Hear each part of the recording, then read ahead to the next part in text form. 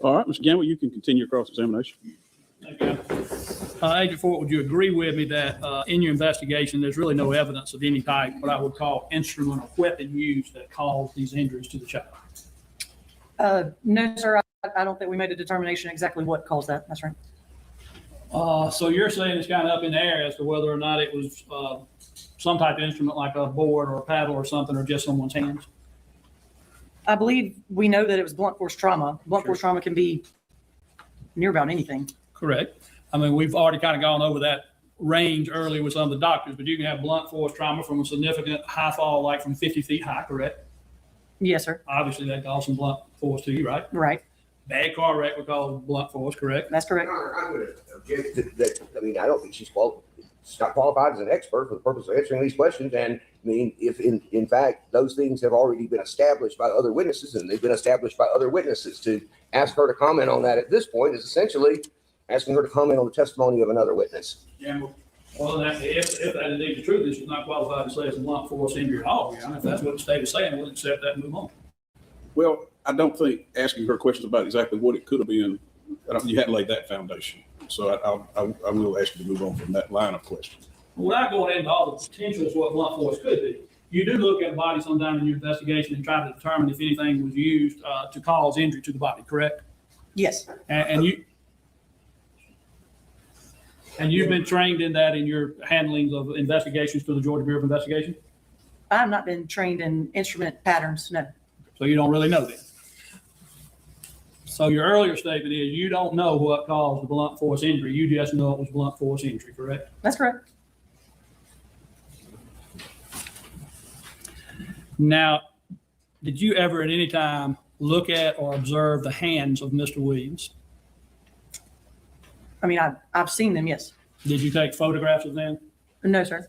Now, have you had times in the past when you had situations in which you believe someone had used their fist or hands to cause injury that you took photographs to try to see? I have done that. Yes. It wasn't done here, correct? That's correct. Now, you would agree with me, Mr. Williams is a fairly good sized guy, correct? I mean, that's subjective. So I can't really answer that. You don't think that he looks sort of strong and powerful? Again, that's subjective.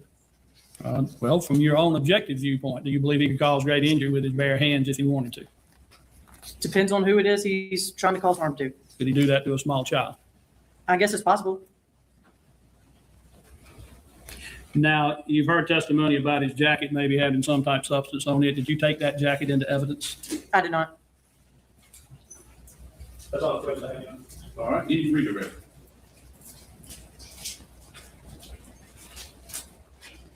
Did you, on the day in question, on January 14th, did you see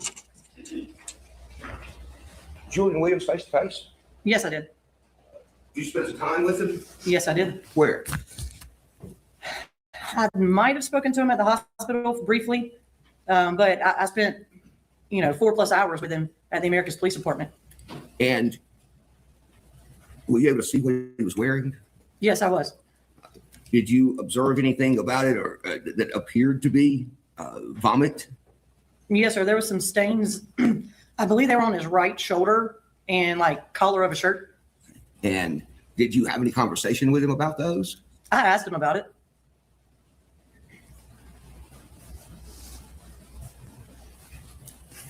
Let's just say hypothetically that you decided that you wanted to take his jacket. So if you took his jacket and you wrapped it up, put it in an evidence bag, put a tag on it, and sent it to the crime lab. Okay, so what would you do? You'd drop it off in the drop box in Columbus, right, for the crime lab. That's correct. And so you drop it off there at the crime lab, and you put some kind of a request on it when you do that. That's right. So the request in this case what request could you make of the crime lab with regard to testing the jacket? There's not really a test for us to send up there and ask the lab if this is vomit on his jacket. Have you ever submitted vomit to the crime lab for testing to determine if it was vomit? No, sir, I haven't. Have you ever submitted vomit to the crime lab for the purpose of determining DNA or obtaining DNA? No, sir, I haven't. if you sent a request to the crime lab and said, okay, we want to confirm whether this vomit came from this person. And so it says the vomit came from that person, and that person has been vomiting, and they've been, in and out talking to police officers all day long.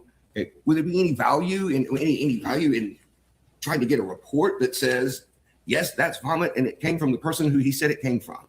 No, sir, there's no value in that. Is there any question, like maybe two people vomited on his jacket that day, and you're trying to determine which one of them it was? No, sir, that was not a theory or any information relevant to this case. It never came up.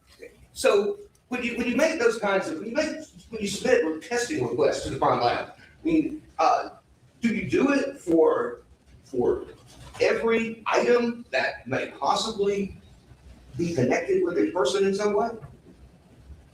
Are you asking if we send every item we collect? If you collect every item and send it to the crime lab to determine if it's connected with a particular person. No, sir. Would you, for instance, have sent a request to have the sippy cup tested to see if it had the baby's DNA on it? No, sir, we wouldn't have done that. Why? Why wouldn't you just send them everything, Agent Fort, and get, a vault full of testing on every case? It takes considerable time to test all of this evidence, and there was nothing contrary to believe that anybody other than the baby was using the sippy cup. So you would only ask for testing if there was an issue that was in dispute and that issue was material to the investigation in some way. That's correct. And who makes that initial determination as to whether or not it's material in some way? Usually the agents, crime scene, or other agents. That's part of your job, or Gibson's job, or whoever, right? Yes, sir, that's correct. That's all. Any other cross? So Agent Gibson, the one that decided the diaper wasn't important, would be the same one that would decide about the jacket, correct? No, that's not correct. It would be you. Agent Gibson was at the scene, and I was interviewing Mr. Williams. So Now, no one has made a request for you to test that jacket from the defense side, have it? no, sir, not And- that I'm aware. But that it is kind of confusing the issue because no one's saying you should have tested the jacket. But if you wanted to try to prove whether or not there was vomit at all that occurred from that child, wouldn't the best way be to prove that, to provide the evidence of the jacket with the vomit so it could be seen?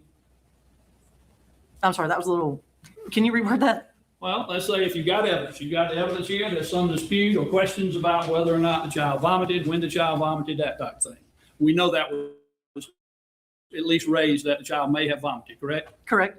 And the best way to prove whether or not the child vomited would be able to provide the physical evidence of here's the jacket with the vomit on it, correct? Theoretically, but I mean, I guess that's possible. So it had evidentiary value, not that it needed to be tested, but it had actual evidentiary value, did it not? No, sir, it didn't. It's not important to you to be able to prove that fact. You just want it to be whatever you say. Is that right? No, sir, that's incorrect as well. But you didn't feel like it was important enough to save. I mean, it's in videos, it's in pictures. We acknowledged it and we talked about it. There's multiple law enforcement who saw it. I mean, the only value it holds is the child threw up. We have somebody who testified that the child threw up. When he's at the hospital, it smelled like some sort of bodily fluid, similar to what vomit smells like. It just proves that the child threw up. I thought the question happened. All right, may this witness be excused? Maybe you are. All right, you can step down. Thanks, sir. No, Judge, I got another question. I'm sorry. All right. I apologize. I really do. I apologize. What is an intel report? I mean, in general, what is an intel report? And intel report or intelligence request? An intelligence request. Typically, an intelligence request is something when we're trying to locate somebody or obtain a lot of information about somebody involved in a case where we need their background information, driver's license, social security number to prove that's them, addresses, phone numbers, social media. Have they been involved in any cases before? Do we have any other intel requests on them in the past? Something of that nature. Okay. And do you do an intelligence request, an intel request on every person who's a witness in a case? No, sir, I don't. Do you request a criminal history on people who are witnesses in cases? No, sir. In fact, y'all aren't even allowed to run a criminal history for me if I say, can you run a criminal history for me if you don't have a case, right? Is that right? That's correct. I mean, you gotta have a case number in order to run a criminal history, right? That's correct. Okay. So it's not running criminal histories are there some statutes, some laws about it? Yes, there are. You have to take security and integrity certification course once every 2 years. Yes, sir. And if you don't have that certificate, if you don't complete that in that time, you're not even allowed to view a criminal history. That's correct. Can't request one. That's correct. The laws are pretty restricted about it, aren't they? Yes, sir, they are. If he wants to direct, but he is feeding the witness. I suppose I am leaving. I was trying to get through it quickly. Would you run a criminal history on an individual just because you're curious about him? No, it would either be for an intelligence request or officer safety. Nothing further. Any other questions? Just one or two follow-ups, John. All right. But if someone is a suspect in an investigation of which you're about to charge them, may charge them, or are going to charge them, often you do run background checks then, do you not? Sometimes. That makes sense, doesn't it? I mean, sometimes we do. Yes, sir. What do I say? All right. May this witness step down. Yes, sir. You can have a seat. All right, Mr. Lamb, you can call your next witness. Your Honor, subject to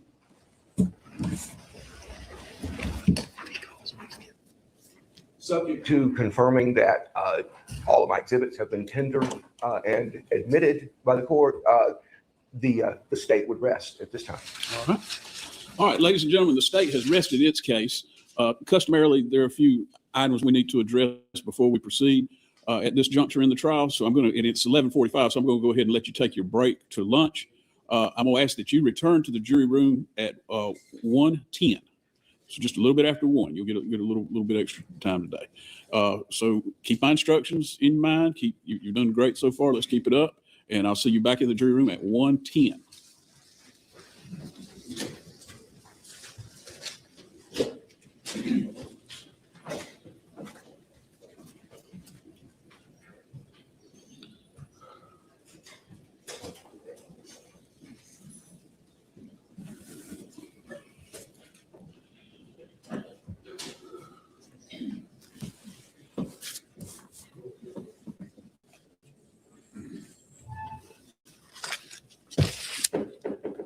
All right, are there any matters we need to address before we call on the defense?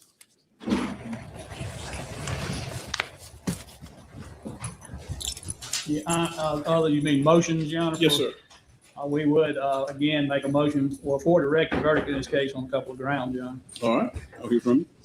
First, we would renew the motion we had filed earlier, whereby spoliation of evidence was the issue. At the time we made the motion, the court recognized that we did not know for certain concerning the diaper and what was contained in it, those type of things. But since then, the state's presented their case. Their own expert, Dr. Busman, has said with certainty that he believes that the diaper contained blood, and with certainty that the test could easily be run, and potentially that it could be caused by some type of use. Not necessarily that it was, but it could be. And all of those things were things we needed to be able to test and be able to bring to court to try to prove, but we were denied the chance to do so other than just testimony from Dr. Busman. That was a GBI agent that testified, supposed expert concerning gathering of evidence and working crime scenes. That, quite frankly, I believe perjured himself by saying he did not believe that there was any type of blood test that existed for fecal matter, and he had never heard of it, and that the diaper did not appear that it had any blood in it, all of which are astounding in themselves that he made those statements. So first of all, we would ask from the spoliation motion that this case be directed a verdict in our favor, notwithstanding any verdict that the jury might wish to grant here because of that. And then secondly, we'd have a second motion if you want me to go through that, Your Honor. If you want us to go one at a time, I'm not sure which way you want to handle it. I'd let you go ahead and address all of your motions. The second thing, the crime technician himself, when I asked him directly, did he gather any evidence at all, anything from the crime scene that could be used as evidence, and his response was no. And then the only evidence otherwise to say that came from that area would be a receipt that was testified to a moment ago that would establish that someone was at Walmart at a certain time. There's been much evidence presented in this case about injury to a child and about blunt force injury. Well, we've had the lead investigating agent for the state admitting they do not know in what way that was inflicted, not in any way. They can't testify to it in any way, shape, form, or fashion. So they have no evidence about what caused it. They have no evidence about where it happened. What they have is a large bit of suspicion, which I said in opening in a way of that same way. This case has much suspicion and very little evidence. They've got a lot of what they suspect happened, but they had no evidence other than injuries testified to by experts, and those experts freely admitting they have no idea who did that. And then at best, you have competing people that might be considered to be possible suspects, and maybe more than two, depending on how you look at it. The state cannot have met their burden beyond a reasonable doubt in this case, and we would ask that the court rule in favor of the defendant not guilty. All right, Mr. Lamb. With respect to the renewal of the spoliation motion, first of all, under any circumstances, I don't think there's any legal authority that would support the granting of a directed verdict based on that motion. Second, Busman didn't say with certainty that the diaper contained blood. Busman said that he looked up at the picture on the computer screen. He said, "Yeah, that looks like it had blood. It could have blood in it. It's got a little bit of a reddish tint or something like that." Later, however, Busman said, "Well, it could be red dyed. I don't know what the child ate or something." It also is, with all due respect, and I think Dr. Busman is a fine doctor. Heck, he's my doctor, and I think he did a great job of dealing with with the issues in this case. With dealing with the issues in this child's medical treatment and all of that. Okay, but neither he nor really anyone else is qualified to look at a photograph and say that item contains blood. I mean, from looking at a photograph, there's no way to do that. And to ask him, does it look like it's got blood in it? Yeah, it looks like it's got blood in it. It's red, it's reddish or whatever. He's looking at a photograph. He's not looking at a diaper. The person who looked at the diaper, okay, who is qualified and highly experienced in examining crime scenes and making determinations about blood, observing things that appear to be blood, doing tests, presumptive tests, field tests, as it were, for blood and so forth, said, I looked at it. If I thought that there was anything that looked like blood in it, then yes, I would have taken it. But it was just a dirty diaper. It didn't look red when you were looking at it with your naked eye, because these photographs were taken at night under a flash, and who knows what distortion that induces. But in any event, he says, it doesn't look like it didn't look like it had blood in it, so I didn't collect it. He didn't perjure himself. He said that he wasn't aware of sending anything that they would send to the crime lab to determine if there was blood in feces or something to that effect. That he wasn't familiar with whatever this hemocult or something, that test. Okay, hemocult is a test that's used in a medical environment, in a medical setting. I mean, I don't know if they have hemocult tests at the crime lab or not. What Gibson went on to say, though, was I have tests in my vehicle. I have tests like right there available to me. Anything I see that looks like blood, that I have a question about whether it possibly could be blood, then I can test it. And I've tested all sorts of things, even things that turned out not to have blood on them. I made the comment, I think, at one point in the truck to one witness or another, he'll tell, if you spill red Kool-Aid, they'll test it. But he didn't see anything that justified or warranted a test. And so he didn't collect the diaper. Finally, even if he collected the diaper, and even if the diaper had blood in it, it wouldn't have any relevance to the outcome of this case, because there's nothing that would have been revealed, and all three medical doctors testified to this. There was nothing that would be revealed by a bloody diaper that would affect their opinions about the cause of death. The cause of death in this case was a tremendous impact, a massive blow, a massive head injury, and they said that's the cause of death. The kidney wasn't the cause of death. The bruises weren't the cause of death. A poopy diaper wasn't the cause of death. Furthermore, the medical examiner who got this body was preserved immediately upon death. Okay, so somewhere from 6, 8, 12 hours after that diaper was created, after that point, 6, 8, 10, 12 hours later, this body was the body of the decedent was preserved and sent to the crime lab. And Dr. Clark testified that he examined the intestines and there was no injury. There was no blood. He examined the colon. There was no injury. There was no blood. He examined the GI tract essentially from top to bottom, and there was no blood. So what about the blood internally? Couldn't that seep into the intestines? I don't remember if Busman was asked this question, but Oleg was asked this question, and Clark was asked this question, and they both said there's no way, there's no anatomical pathway for the blood around the liver that's being collected. If you look at that exhibit that was put into evidence, you'll see. The blood that there is a photograph of there is essentially. It is essentially sealed in one of the compartments of the body. I can't remember what the cavity was called. I can't remember what it was. But it doesn't get to the intestines. It wouldn't come out in a bowel movement at any point.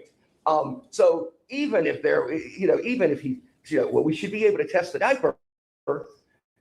There's no reason to believe that testing the diaper would have accomplished anything. It wouldn't have changed the outcome, and there's no reason to believe that it would have been confirmed that there was blood. I mean, the child was eating. They said was eating barbecue Fritos. He was eating barbecue Fritos. Well, sometimes that might make the bowel movement red too. But there's nothing that connects that diaper to this case, to the injuries in this case, or to the other evidence in the case. Address the directed verdict motion. I'm not aware of any case that's ever been decided in the state of Georgia that says that you must have evidence from a crime scene. I'm not aware of any case that's ever been decided in the state of Georgia that says you must have specific evidence of an instrument or the means by which blunt force trauma was affected upon someone. And the reason that that's not necessary to have is because there are so many things that you simply can't account for them. What the testimony was in this case was that if Dr. Clark, I think, exhibited it or demonstrated, he said, if you took a child by the shoulders like this and, slammed them down on a hard surface. And he used, I think he said the floor, a desk, a chair. He may have said the wall. But if you took someone and you slammed their body down like that, a lightweight child, and you slam their body down like that with enough force, that would be enough force to cause the injury. That would be the type of trauma that could cause the injuries. To say if you can't specify which particular item was used to inflict the trauma, to say that means that a defendant is entitled to a pass, that she's entitled to walk because we don't know whether she slammed that child's head against the bed frame or against the desk or against the chair or down on the floor. I mean, to say that is to say, look, if you just make a little effort to not let the weapon be found, then murder's free in Georgia. I mean, I think it's an absurd argument. The evidence here is sufficient for a jury to make the determination of the following things: that this child received injuries during a specific time frame, that extended no more than 30 to 60 minutes, from the time we presented at the hospital, maybe less, but no more than 30 to 60 minutes. That the child received that trauma during that time frame, and during that time frame, the evidence is sufficient for the jury to make the determination. I mean, I grant you it's an issue of fact, but it's always an issue of fact. That's why we have juries. But it is certainly sufficient for the jury to make the determination that there was only one person in the room that could have inflicted this trauma on the child. And if they believe that child was healthy and okay when Jen Williams walked out of that room at 11:55 to go get pizza, if they believe that, and I submit to the court that there would be ample reason that they should believe that, but if they do, and when he comes back at 12:31, his baby is essentially brain dead and in space, in literally a mortal countdown at that point, that it's just a matter of time. And the only person who was with the child and who had access to the child during that intervening time period was Trinity Poe, and the evidence is undisputed about that. And that is ample evidence for the jury to find that she committed the offenses of cruelty to a child, that she committed the offense of aggravated battery, and that ultimately committed the offenses of felony murder and murder. All right. The motion should be denied. I do think that the case, albeit primarily circumstantial and reliant on the testimony of Mr. Williams about the condition of the child when he left, and then the medical witnesses about the potential timing of the injuries, is sufficient to create a jury question as to whether or not she's guilty of the offenses. There's plenty to argue about, but I do think, depending on what the jury finds about those facts, that their verdict would be supported. So I'm going to deny the motion for directed verdict. Nothing has changed in my mind about the spoliation. I primarily do not believe that there's indication that the officer acted in bad faith. I don't think it's clear that the evidence had exculpatory value. I think clearly exculpatory is the language that's used in some of the cases. I'm not even sure that it has potentially exculpatory evidence. If you listen to most of the medical testimony, it would indicate that it doesn't. There may be some openings there where where some of the witnesses testified, that blood could be evidence of long-standing abuse or something of that nature. But I certainly don't think that these circumstances warrant dismissal based upon not securing that evidence. So I'm going to deny the motion to dismiss on spoliation. When we get back, the defendant is going to have the opportunity to present her case, and I do want to address a couple of things with the defendant concerning that. And so I'm speaking with you now, Ms. Pogue. One of the many rights that you have with regard to a trial when you're the defendant is the right to testify. Are you aware of that? Yes, sir. Okay. And you have the right to testify if you choose to. I assume you're aware of that. Yes, sir. You also have the right to remain silent. And if you remain silent, your silence could not be held against you. Have you been advised that by Mr. Gamble? Yes, sir. Okay. And have you and he had time to discuss that? Yes, sir.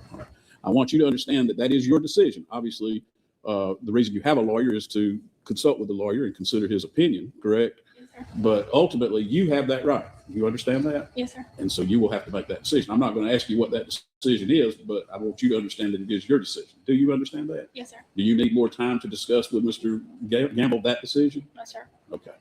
All right. Well, when we come back, it'll be the defendant's case, and we'll hear whatever witnesses, including potentially Ms. Pogue. But if not, and if your lawyer requests it, I'll give an instruction, about the legal effect if you're not testifying. Do you understand that? Okay. All right. Is there any other matter that we need to address before we return? Not that I'm aware of. No, sir. No, yeah. All right. I don't want to get too far into your strategy and all, but do you have an estimate of how long the defendant's case in chief will take at this time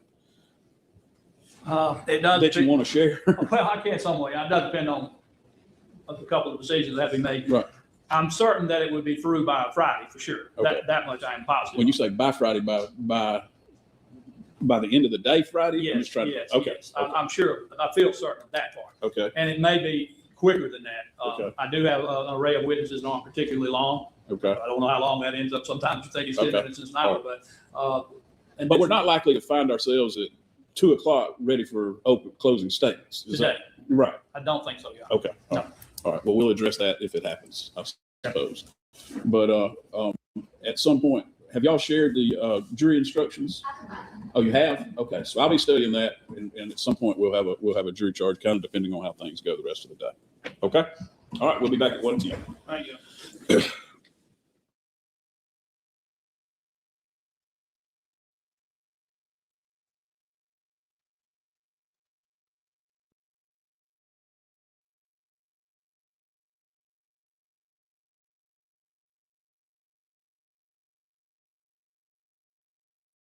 And there may be other objections other than just whether or not he can authenticate it yet. But if let's say he came up and said, I can't authenticate it. The problem with that is, to a degree, I've played the video for him. Yeah. And it would be my advantage to do this, but I played it and it will In show front what of he the jury. said. That's what I'm They don't hear saying. it. Yeah. Well, I would have objected if you just were Well, playing, I I'm promise. saying that. You know, and I'm not trying to sneak it in through there. Right. That's why I say it needs to be. All right. Well, let's have a proffer of that testimony, and then if there's an objection to the testimony, we'll take that outside the presence of the jury. If there's not, then we'll bring it in and do it in front of the jury. Is that what you're suggesting? I am, yeah. Okay. I am. All right. So let's bring in Reverend Mathis Wright. That's right. We're not bringing in the jury yet. Trevor, I've got these signed now. Still with. Thanks.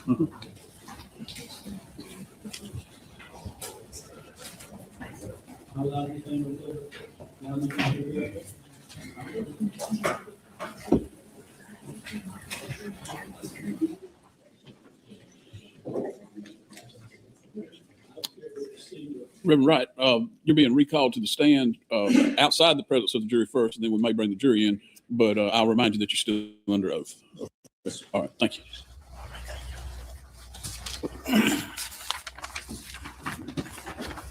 Reverend Wright, you recall when I questioned you earlier, I'd asked you about whether or not you had interviewed with WTVM television about this case. Yes, I do. And you, I think, replied in some sense that you had done some interviews for press, but you didn't know who and what or when, right? Correct.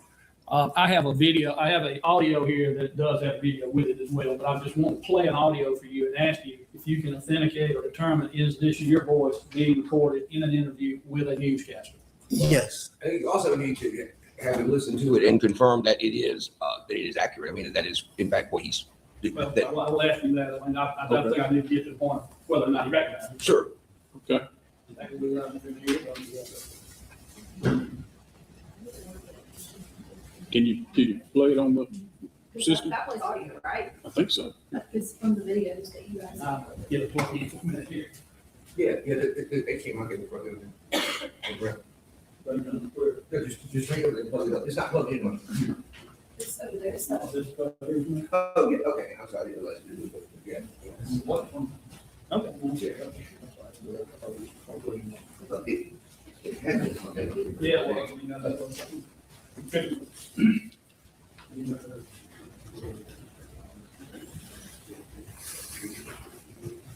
Can you play this audio? Well, do we need to turn the TV on? Okay. Looking at Trummer, some of it appeared to be, I'm going to say, past history as well as new. So that's why you do the autopsy to determine, was it now or was it something that's been kind of going on for a while? And that voice that you just heard, is that you? That's me, and I did say that. And you recall giving an interview to WTVM from that refresh recollection? Correct. Now, I saw at the first of the screen, it said there was an interview with the coroner, and it, I believe, had your coroner's name up there. Right. That was his name instead of my name, but that was me. It was you being interviewed. They just were mistaken calling you the coroner and had the wrong name. Correct. So now that I refresh your memory, you did at least initially after having done the coroner's work, grant an interview to WTVM in which you stated what we just heard. Correct. That is what I wish to present. All right. Is there any objection to that testimony? What, I think what he testified to before was that he didn't remember making the statement, which isn't an impeachable statement, really. You know, you could refresh his recollection, which he would have done now. And I think that what he needs to do first is just ask him, you know, did you make a statement to WTVM in which you said that there was some appearances of past and All right, let me just look. whatever, and Let me look at my notes for just a second. okay. And that's the reason.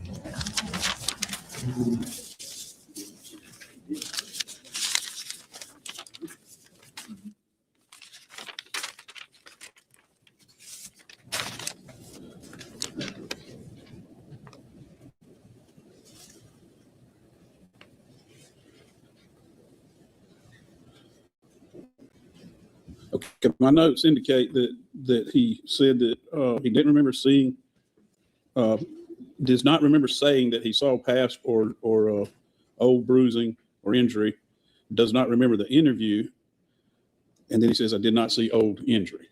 Okay. So, So I think that is impeachable proof. We have shown that clearly he had indicated earlier that it was. I guess if he made the statement that I didn't have the notes. these are not, that's not a transcript. That's Yes, but I suppose if he made, if I will concede that if he made the statement, I did not see any past injury, Okay. that is an impeachable statement, provided it's relevant.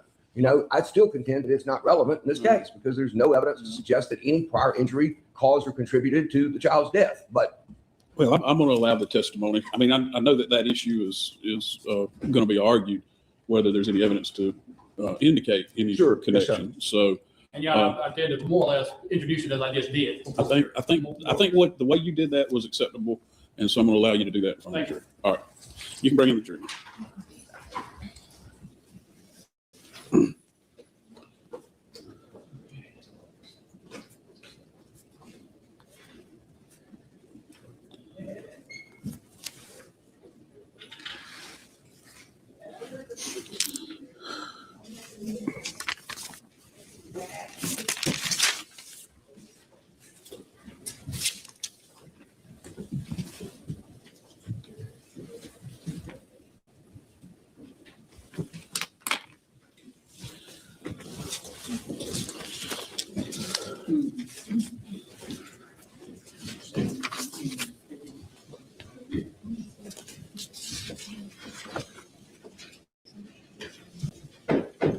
All right, hope y'all had a good lunch. Are you ready to proceed? All right, Mr. Gamble, while you were out, you recalled, or while the jury was not here, you recalled Reverend Mathis. So I'll allow you to question him now. for the record, I think I rested in the presence of the jury Is that right? Yes, sir. And then it's, okay, so so he's Well- calling him as his witness, in other words, at this point. He is. Okay. The state has rested the defense. We obviously talked about this before you got in here. The defense is going to call a witness, or maybe more, I don't know, but he's going to recall Reverend Mathis as his witness. So I'll allow the defendant to proceed at this time. Thank you. Reverend Mathis, again, you're testifying, and you were testifying earlier about your duties as an assistant coroner in this case. You recall that? Yes, sir. And you recall I'd asked you some questions, and one question I'd asked was whether or not you had been interviewed by WTVM television statement about this case. And I believe at that time your answer was somewhere along the lines of you had gotten many interviews with television and news and stuff, and you didn't know whether you had or not. Correct. Is that a fair rendition of what you said? Yes. And then I asked about whether or not you had said that there were prior injuries to the child as well, old injuries versus new injuries. And in some way or another, I think you had said that you did not believe there were any old injuries. Correct. And I'm going to ask you now if this recording that I'm about to play for you refreshes your memory, and also if you first recognize the voice on this video as I play it as being yours, okay? Correct. And we've already looked at this one time, haven't we? Yes, we have. Okay, so if you would just please. In that cover, some of it appeared to be, I'm going to say, past history as well as new. So that's why you do the autopsy to determine, was it now or was it something that's been kind of going on for a while? Now, that appears to be a voice of someone saying that. Was that you? That was me. You recognize now, you recall having given that interview? I do.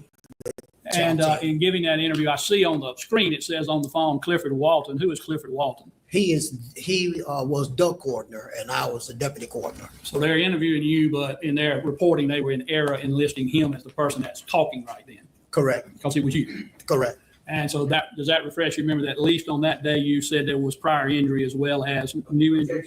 That mischaracterizes what he said. He said that that some of it appeared to be past history. Then he did not, I don't think he used the word injury. Okay. Mischaracterizes it. Not trying to mischaracterize it. You stand by, you did make that statement that just was played. I said that when I did my examination, it did appear when I examined the baby myself that there could have been some old injury. And that newscast seems to say, it says published January 23rd, 2024. So does that seem like an accurate time period for when it was given? Probably was, if that's what it says. Okay. That's all the questions I have for this witness. All right. Any cross-examination? Just briefly, All right. Reverend Wright, did I want to make sure my notes are right? You said that when you examined that some of it looked like there could be some past history or some old injury. One of those phrases. Is that right? Correct. And you said, and so that's the reason we do an autopsy, right? Correct. And the reason you do an autopsy is to make a determination as to let somebody who is ultimately scientifically trained and experienced and qualified in making those judgments to have a chance to examine the body in detail and make those determinations based on that examination and that information. Is that right? That is correct. And certainly you would defer in your opinions in every way to the coroner, wouldn't you, as to whether or not there's old injuries? Correct. I mean, you wouldn't challenge his conclusions, would you? Oh, no. What happens with that is when the report came back, it solidified that there was no old injuries. And in fact, it solidified that the cause of death was blunt trauma and the manner of death was homicide. Is that correct? Correct. It was trauma to the head, the neck, and the torso. The medical exam, the autopsy result. We're talking about the autopsy result. Right. This is the report that comes back to me after I had did my personal evaluation. Perfect. Thank you, sir. Can you redirect? No, Your Honor. May Reverend Wright be excused? Maybe. Yes, All right. Thank you, Reverend. You're free to stay or go. All right,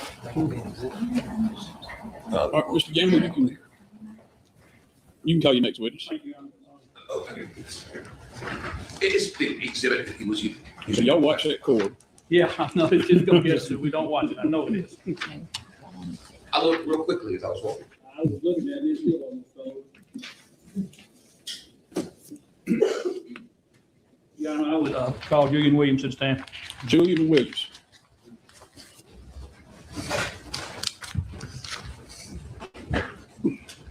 Ms. Williams, I remind you, you're still under oath, sir. Mr. Williams, I know we've asked some questions of you earlier, but I want to follow up with a couple of things now to ask you, particularly about whether or not you were interviewed by the Georgia Bureau of Investigation at any time during this process. Correct. And how many times were you interviewed? 2 to 3. And when you say 2 or 3, I realize that you could have had an interview that got broken up into parts. So it's either 1 or 2, and then you could have one on another day. Correct. How many different days did you get interviewed? 2. And when did you have, with only 3 interviews in 2 days, when did you have the 2 days, 2 worth of interviews? Which day was that? January 14th. So the day of this event, you got interviewed twice? Correct.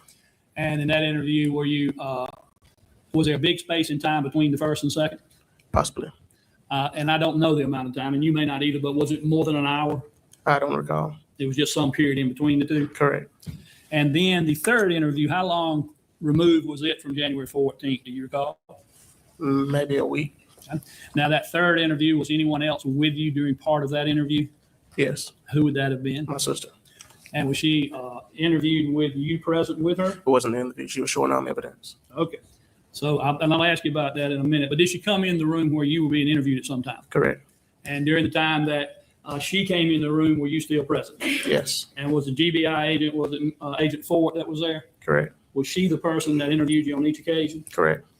And on this third occasion, she was asking you questions without your sister present. Correct. And then your sister came in at some point. Correct. Was she asking your sister some questions then? Yes, not with me in there. You were there as well? I said not with me in there. So you left when she started asking her questions? Yes. Now, the first interview that you had with Agent Ford, at any time did she ask you if you knew what happened to the child to cause the injuries as you were going to the hospital? Repeat it.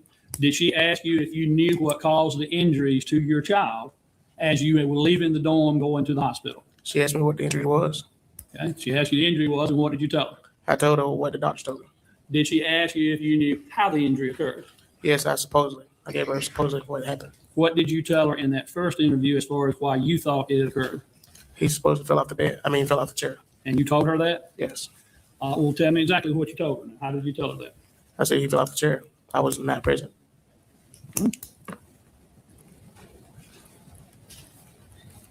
And you're sure that was on the first interview? Correct. Okay. Now you had a second interview on the same day. Correct. And on that particular time, did she inquire again as to if you could tell her what you thought had happened? Correct. And did you tell her that time what happened? Go to the same thing. Same thing being the child fell off the chair? Correct.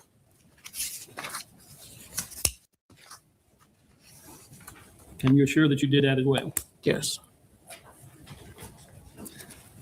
Just one moment, Jim.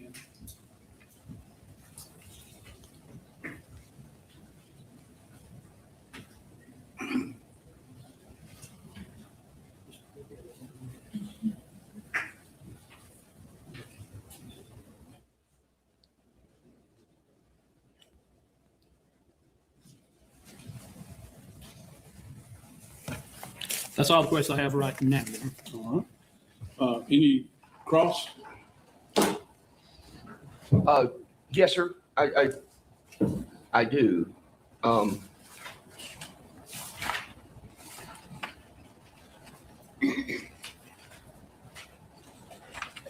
So,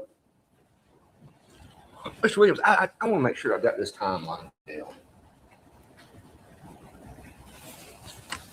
At approximately 11:55 a.m. on Sunday, January 24th, 2024. I'm sorry, January 14th, 2024. You left the door. Is that right? Correct. And where were you going when you left the door? Walmart and Pizza Hut. Walmart and Pizza Hut. And you checked out at Walmart, paid the bill, and checked out at Walmart at 12:14 p.m. Is that right? Correct. You walked back in the door at the dormitory carrying the pizza and the Walmart bags at, I want to be exact. Give me 1 second to find that report again.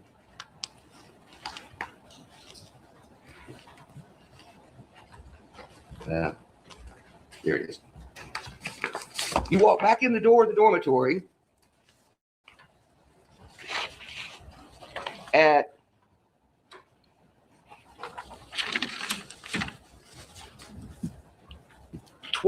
10 seconds after 12:30. Does that sound right?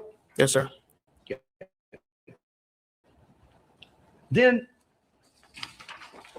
when you left the dormitory at 11:55, was there anything wrong with your son that you No. saw? No, sir. Did you smash his head in and bust his liver up, things like that, No, before sir. you left? No, sir. So he seemed to you to be fine. Correct. He was in the sort of the same condition that you'd expect him to be. He was sitting up watching TV. Right? Correct. Well, what was he watching? Kateri. Katuri. Is that something that he's watched before? You know, like that he recognizes, he Correct. knows that's his show. Correct. And so then you get back at 12:30 and you come back to the door. And when you come back to the door and you get to your room, to Ms. Pogue's room, what condition was your son in then? He was in distress. Okay. Now, what do you mean he was in distress? When I walked in the room, she was holding him and he was limp.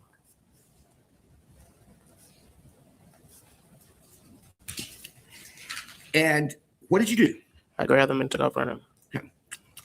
And you went back through that door coming out of the dormitory at 12:31. Does that sound about right? Correct. You rushed to the hospital where you arrived at about 12:36. Does that sound right? Correct. You learned while you were at the hospital that your child had sustained a massive trauma to his head, didn't you? Correct. You learned while you were at the hospital that his liver was badly injured, Correct. didn't you? At 4:18 p.m. on Sunday, what did they told you JD died, didn't they? Correct. So now, two hours later, Agent Fort, as you know, at the police department, right? Correct. And at 6:25, she starts interviewing you. Does that Correct. sound right? Yes, sir. And that interview didn't conclude until 8:11 p.m. In other words, that it was an hour and 44 minutes or hour and 46 minutes long. Okay. That sound about right? Yes, sir.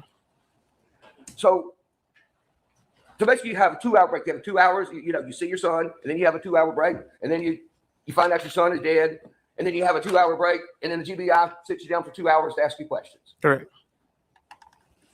Then she told you not to leave, right? Correct. Then at 10:54, okay, so it's now almost 11 o'clock. Correct. Your son has only been deceased at this point for 7 hours. And you spent 2 hours already talking to him. They take you back in for another interview, right? Correct. And that goes until 12:25 a.m. Correct. That's a long day. I don't have any further questions. Any other direct? No, Your Honor. You can step back down. You can call your next witness. I'll call Agent Fort back to the stand, Your Honor, and request permission to cross-examine of the adverse party. All right, Agent Ford, if you return to the stand, please.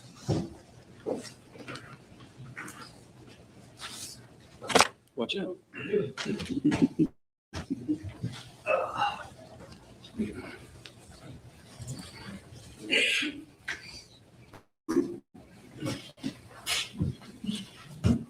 Agent Ford, I want to ask you some questions now where I began a little bit earlier about you interviewing Mr. Williams and specifically about some of those interviews. The first interview that you had with Mr. Williams, as you just heard, the questions being asked was about a little after 6 o'clock on the day of the event, correct? Yes, that's correct. And in interviewing him in that interview, he did not tell you at any time what he believed was the reason why the child got injured, did he? I don't know exactly what he said as far as like time frame between the first and second interview. Do you have your notes from that? You make notes for the interview, do you not? I have a summary of the summarization of the interview. Yes. Yes, I have. It's called Exhibit 12 and it has pages 1 through 8. Do you have that with you? Yes, sir, I do. Can you step down and get those interview notes for each one of the interviews? I have it up here with Oh, me. you do? Okay. Well, the first interview, if you could turn to page 6 of that interview. Okay. And if you could read me the last 2 paragraphs of that, am I correct that in that you're giving a rendition sort of about what happened and he doesn't tell you anything about a fall or anything of that nature? I might have had them out of order. Give me just a minute. Okay.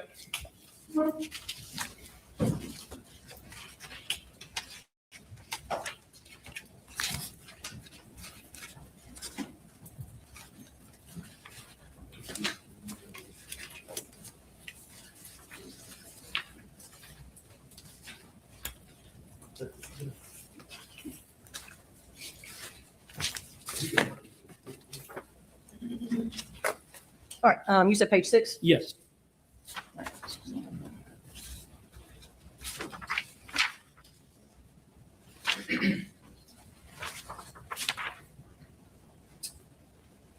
Can you tell me what the paragraph starts with, please? Well, getting to really, I guess there's 3 paragraphs, but there's one, the bottom 3 paragraphs, 2 are just one-line paragraphs, but the bigger paragraph before the 2 lines that finish up that page, do you see where it starts? Williams left the dorm. Yes, sir, I do. And can you see as well where it says Williams recalled the time being 12:29? Williams was not able to immediately answer and Pogue called again. He's talking about the telephone call where she's telling about the child being in distress. Williams could hear Pogue saying JD multiple times. Yes, Williams, sir. you see all that? Yes, sir. Williams went inside the dorm room and asked what happened. Pogue responded, I don't know. And the next comment is the next sentence. It says Williams grabbed Romeo and drove Romeo to the hospital in Williams' car. And the next one says Williams had nothing further to provide at this time.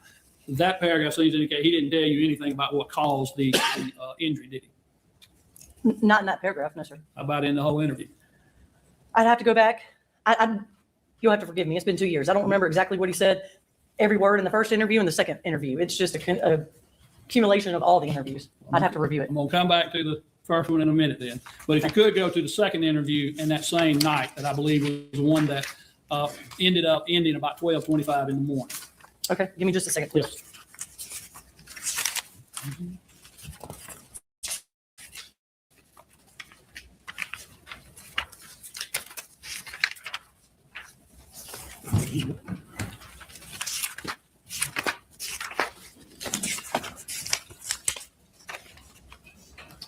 Okay, I've located it. And it's a 4-page summary that you did for that particular date of January 14th, beginning 10:54, correct? Yes, sir. If you would turn to page 4 of that exhibit, please. Okay. And on the first full paragraph, if you could read for the jury, what's the very first line in the first real paragraph in that particular page? What does it say? The interviews, the summaries print out a little bit different. So Okay. if you'll just tell me what it starts Sorry, with. it starts Williams did not know how. Okay, I'm with you. If you could read that for the jury, please. Williams did not know how Romeo, JD, could have been injured. Williams denied causing any physical harm to Romeo, which is JD. Mhm. Agent Fort provided contact information for William in case Williams needs to contact Agent Fort for any reason. So that paragraph establishes, at least in that second interview, that same night when this occurred, that he said he did not know how the injury occurred, correct? No, yes, sir, that's what it says. Now, you just heard him say he told you about how it happened, that he told you it was caused by a fall. If that had been told to you, would you have put it in this interview summary? I would like to say yes, that I might have, but the summary is just a summary. So it's not going to be a transcription of it. I can't say that I would have put everything in there, Well, but you- I would like to think that I would. I mean, that's an important piece of information. If someone's claiming a fall cause, that you'd want to notate that, would you not? Theoretically, generally speaking, yes. Now, going back to the first interview, and I'm going to ask you if you'll please just thumb through it and look through it. If you can tell me in any place in that first interview where you believe that he told you anything about what occurred that caused this injury to happen. Okay. If he says anything about a fall or claims to something else, if you would, I understand you hadn't had a chance to look at it till I put you back up here, but take your time and do that, and then I'll ask you a question, okay? Okay.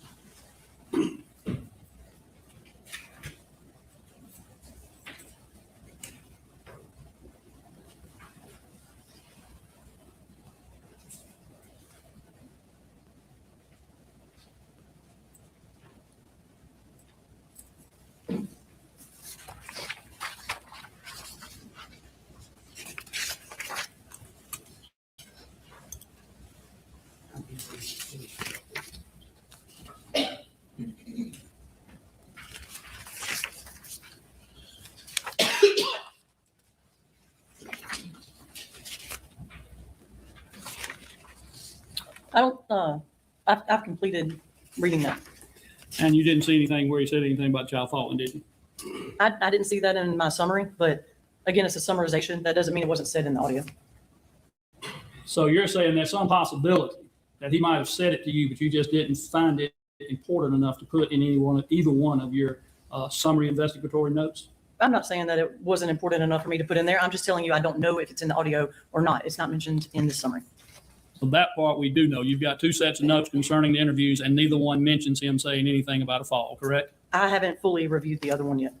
Well, you saw the ending where it said he said he didn't know anything about how he got injured, correct? There was that paragraph, yes. Yes. Now, the third interview, do you have notes from it or anything with it? I should, yes, sir.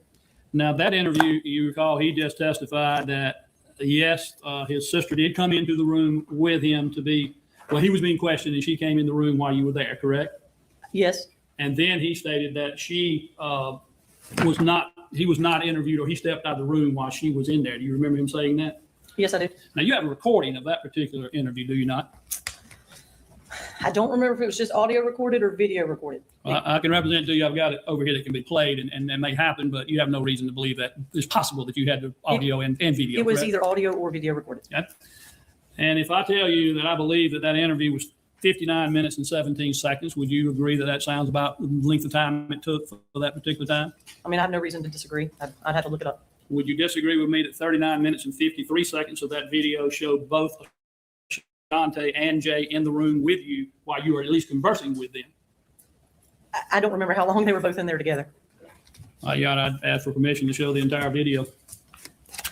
And ask this agent if she can authenticate it and then play it for the jury. Well, Your Honor, I don't think that is the correct approach to, I mean. I don't know if you can play the whole audio, but I mean, if you have video, I guess. Without video. Okay, so you want to show the video to demonstrate that the sister was in the room? What I would like to do, Your Honor, with it is to play it and start it with the period when Ashante shows up into the room, because the rest is not anything I'm really questioning about. And it will show a time period for when that occurred, and then be able to show from there forth who is in the room for the remainder of the period. I think you're allowed to do that. I don't think you can play the audio because you have to call the witnesses if there's going to be a testimony. But I would suggest periodically moving it up or maybe show the beginning and the end point or something of that nature. I think, Your Honor, if she says that she doesn't remember, that the correct approach to that would be to allow her to refresh her memory. And that's not something you would do by playing it in front of the jury. Now, we could all sit in here and he can let her look at it on a computer, but I don't think I mean, if the point is that he, wants the jury to see this going on, I mean, he has to, like, for instance, if it were a statement, you would not say, here, to refresh your memory, read this statement aloud to the jury. You would say, read this statement to yourself. And having read this statement, does it now refresh your memory? So you could give Agent Ford an opportunity to review the video, and then you can ask her, having now reviewed it, does it refresh your memory? Instead of playing it in front of the presence of the jury. We'll let her refresh her memory outside the presence of the jury then. Thank you. I'll let you step into the jury room, please, for hopefully not more than 10 minutes.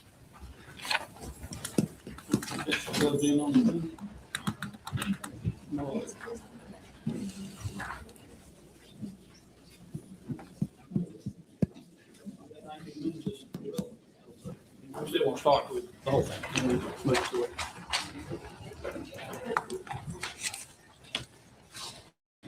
Grab that door. All right, let's see if somebody can call up the video. Okay.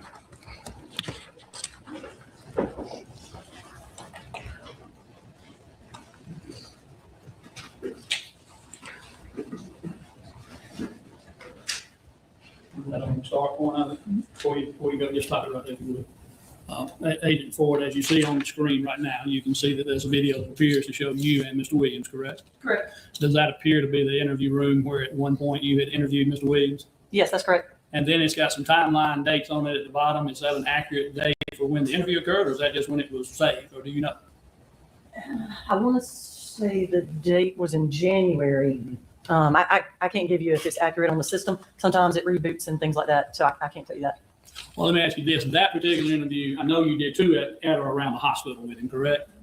On the day of. That's correct. And that's not in that location, is it? Correct. So you would, it'd be fair to state that this is the third interview that we're looking at here. Yes, sir, it would. And, If you, go ahead. if you let her look at her summary from the interview, I imagine she can look at the first line of it and tell you when the interview occurred, regardless of what that timestamp says there. That's fine. Well, what does it say on your summary as when the date was? I mean, I wasn't really too concerned with that, but I'm fine with that. If you give me just a minute, please. It's number 44. Yeah, January 26th in the top left-hand corner it says that may be more likely to be the right date. But That's more accurate with what I remember.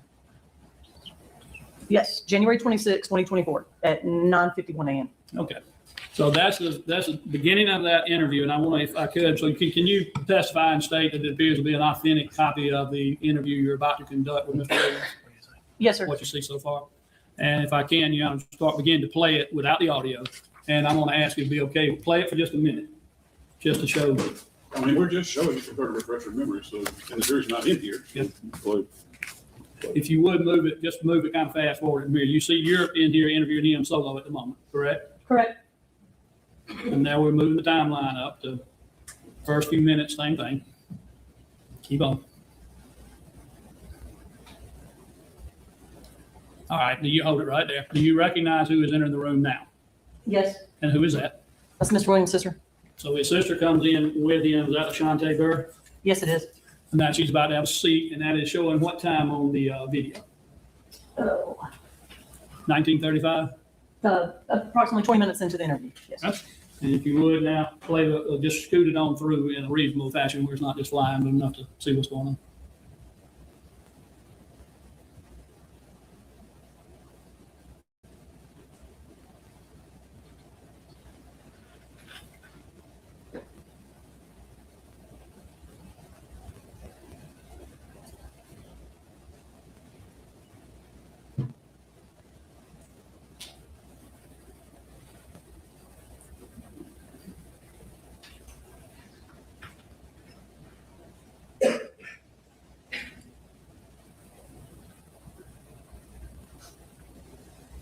Okay. Would you agree with me that roughly from that 20-minute period until the end of the video that Ashante Burr and the brother remain in the room together as you're sitting there with them at the table? Yes, sir. That's correct.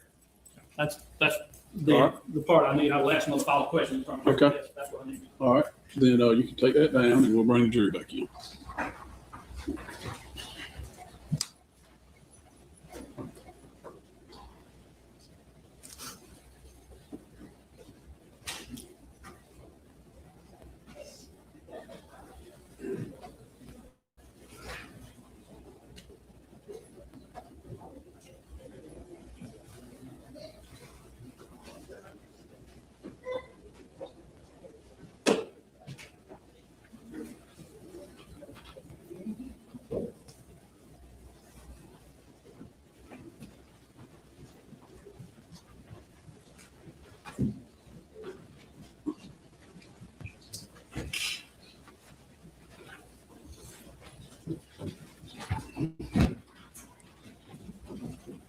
All right, Mr. Gamble, you can continue your cross-examination. Agent Ford, I understand that it's been almost 2 years since you were initially involved in this case and interviewing people and whatnot. But since we took a break, have you had an opportunity to review a video dated from January 26, 2025, in which you were interviewing Mr. Williams? I reviewed January 26, 2024. I'm sorry, 2024. Yes, I'm sorry, 2024. Yes, correct? I did.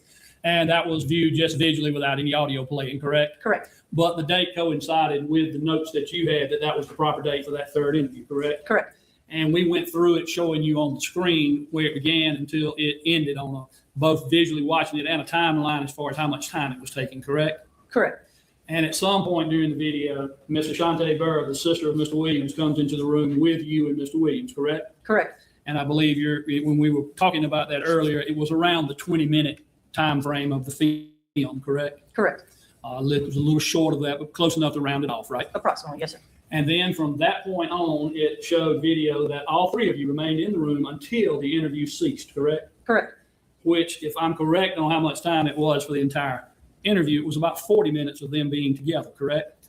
Or you can look at your notes, and I think you'll probably have where you began and ended the interview, correct? Yeah, so we started at 9:51, looks like we ended around 10:50 approximately. That's about an hour, so 60 minus 20. So it's close, right? 20 minutes and 39 or something in that range, right? Correct. Now, and you heard Mr. Williams just testify that he did not remain in the room once you began. Objection, Your Honor, asking this witness to comment on or otherwise characterize the testimony of another witness is improper. Mr. Gamble, you can state your question without asking her to comment on the other witnesses. I will, yeah. The video evidence that you saw conclusively shows to you that for 40 minutes, those two were together with you in that room, correct? Correct. That's all the questions I have for this evening. You need to redirect this agent on those matters. No, sir. All right. You step that down, Agent Poole. Thank you, sir. Sure. All right, Mr. Gamble, you can call your next witness. What's the name? Jenna, it's Newsom, I believe, isn't it?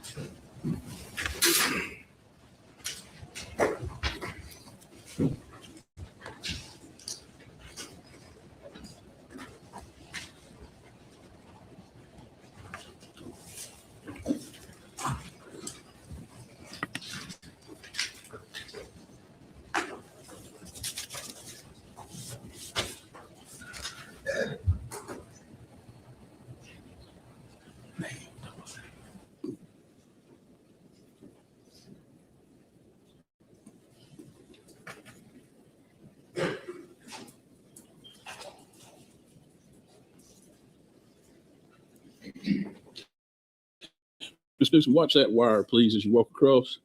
And before you sit in the witness stand, face Mr. Gamble and receive the oath, please. You can come up here. All right.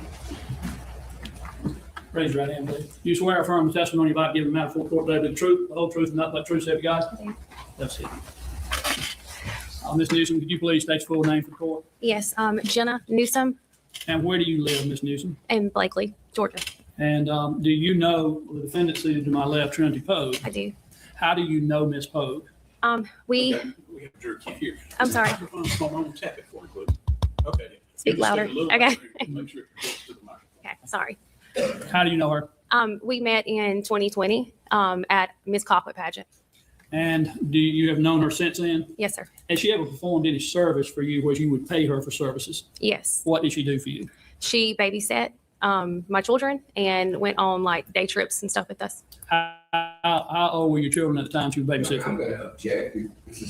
This is just, character evidence in the sense of, she babysat my children and nothing bad happened. That's, first of all, is irrelevant. Well, it's irrelevant in generally, but under 404. Mr. Lamb, before you go into a lengthy objection, I think maybe I should take the jury back out and let's find out. Because I don't want to have, I'd rather get all the, if there's going to be objections to the testimony heard. Yes.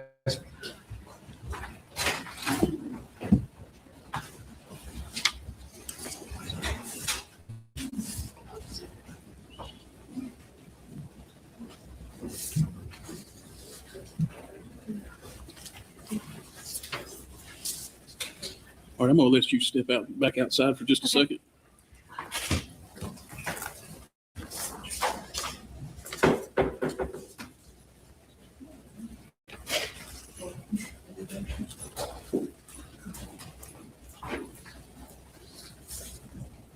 All right, what's your objection to the testimony, Mr. Lamb? It's irrelevant character evidence under 404.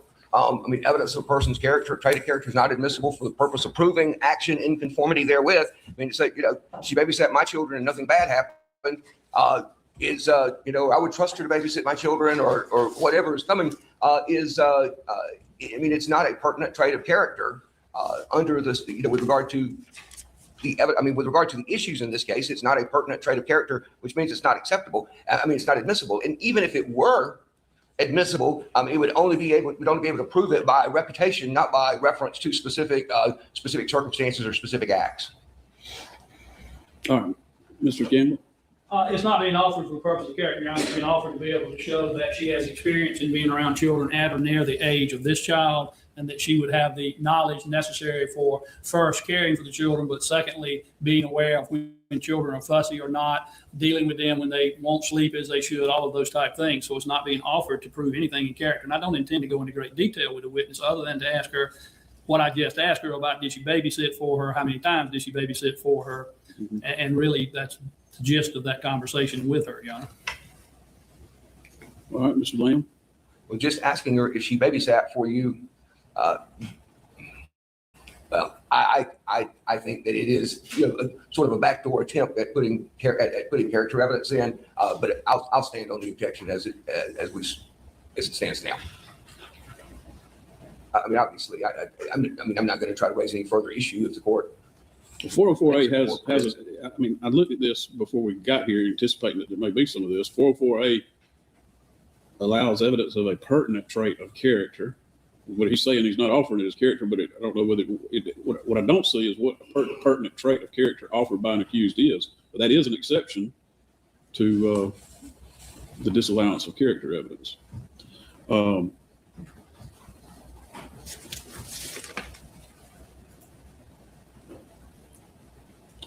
then I believe you can prove just general good character under 405, but that's not like specific instances.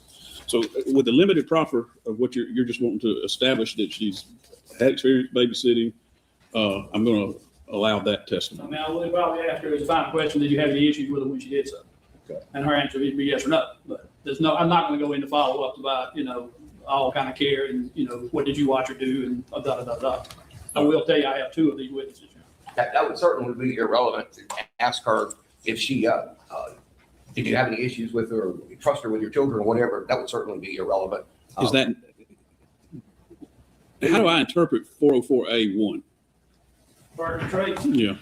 I would interpret just as if we have an issue before the court about someone who, whether he accidentally struck a nail or intentionally struck a nail, and you were trying to bring in evidence to show that the person was a skilled carpenter. What would be the purpose of that? Are you trying to establish character that he's a good carpenter? No, you're trying to establish he has the skills and ability to most likely not have accidentally struck it or that type of thing.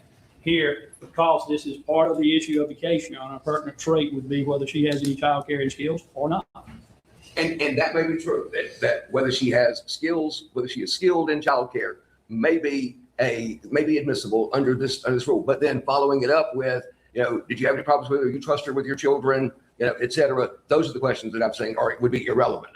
He said that's going to ask. So. You can ask her if there's ever any problems with the care she provided for her children. I think that will meet this the pertinent trait character evidence, or pertinent trait evidence allowable under the character evidence code section. All right. Y'all want to take 5 minutes before we bring that jury back in? Does anybody need a restroom break? Yes, okay. All right. We'll come back in 10 minutes. We'll come back in at 2:20. Yeah. Mr. Gamble, are you going to need that cord within the next couple of witnesses? I was going to put it up. It's just a.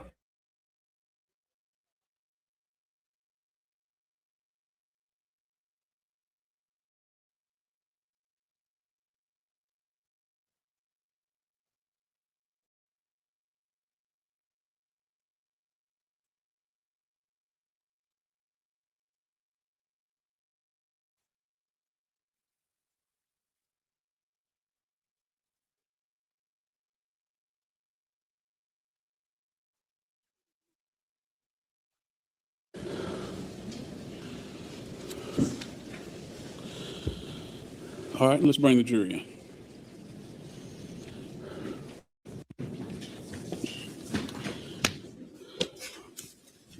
You bring it back in.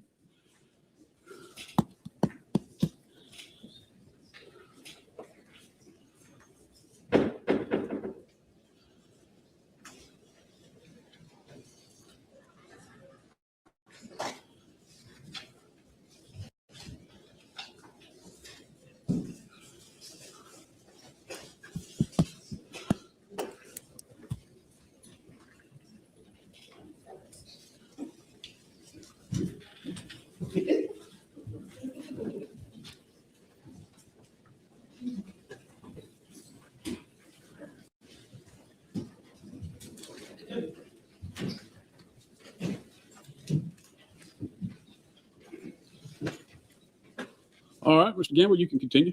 Yeah, Ms. Newsom, I know we got interrupted. I'm gonna try to not just start from the front, and I don't know exactly where we stopped, so I'm just gonna ask you again. When did you say you first employed Trinity Pogue to be your babysitter?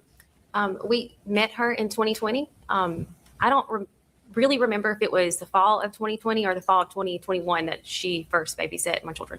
And how many children was you babysitting? I have two, And they boys or girls? one girl, one boy. How old were those children when she began to babysit for them? My daughter was 3 or 4, and then my son, maybe 7. And at that time, it was in 2021? Yes. Okay. How old was Trinity at that time? 15, 16. I think she was driving, so I'm going to go with 16. Okay. How many times approximately did she babysit for you? Maybe 10 plus times. And did you have any issues with her babysitting for your children any of those times? No, sir. That's all the questions I have, Your Honor. All right, Mr. Lamb, do you have any cross-examination? Just briefly, Ms. Newsom, you'd certainly expect her to be able to recognize injury to a child, wouldn't you? Yes, sir. I mean, that's part of what you expect out of a babysitter, right? If something goes wrong, they're going to recognize it. They're going to be in a position to do something about it, right? Yes, sir. You would expect her to take every reasonable measure to protect a child that was that needed protection, wouldn't you? Yes, sir. If there was a child being physically abused, was grossly neglected in some way, and it was occurring in her presence, then you would agree with me that that would be a gross failure on her part if she just did nothing, wouldn't you? Yes, sir. Nothing else. Any redirect? No, Your Honor. All right, thank you, Ms. Newsom. You can Yes. call your next witness. Jessica Whitaker, Your Honor. Jessica Whitaker. Yes. Oh, I thought we had a baby. Oh, I did too. I don't think, no, Sharon's going to get her. Thank you. Yeah, I thought he was still back there.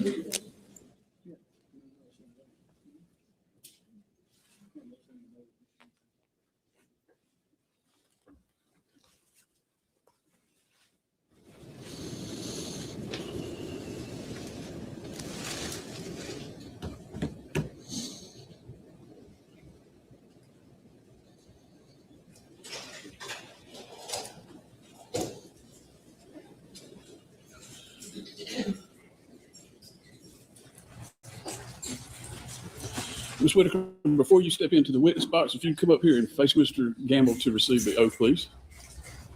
Please raise your right hand. Do you swear or affirm the testimony you're about to give in the matter before the court with the truth, the whole truth, and nothing but the truth, so help you God? Thank you. Now, speaking to the microphone, because I know a lot of people speak soft and the jury needs to hear you, okay? Could you please state your full name for the court? Jesse Whitaker, And Ms. Whitaker, where do you live?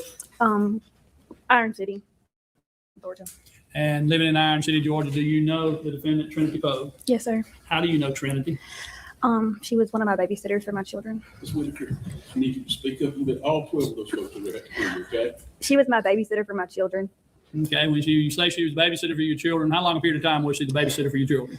She started watching my two stepkids that I have in 2020, and then I had my own child in 2022, and she also watched her. All right, going back to 2020, how old were those two stepchildren that she was babysitting for? 7 and 5.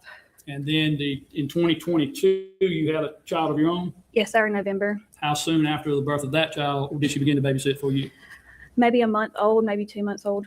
How often, how many times did she babysit for you with that infant child? A handful of times. She would help hard. How about the other two? Anytime that we had them and they had like Christmas break, Thanksgiving break, any kind of break from school, she helped me out and babysit the 2 oldest ones. Can you give me a number of approximation, how many times that might be? I would say 10 or more times. That would be for the 2 oldest. Yes, sir. And then the infant. Maybe 5 to 6 times, possibly more. And in all of those times that you babysit for you, were there any issues with her babysitting duties with the children? No, sir. That is all the questions I have. All right, Mr. Lamb, any cross? Yes, sir. Just a perhaps a quick question or two. Ms. Whitaker, if one of your children was being watched by Ms. Pogue and your child suffered an injury of any sort, what would you expect her to do? Call me. Okay. Would you expect her to call a doctor or an ambulance? Yes, sir. If she observed someone abusing your child, would you expect her to report it to the police? Yes, sir. If someone was abusing your child, would you expect her to do everything in her power to protect your child? Yes, sir. When's the last time she babysat for you?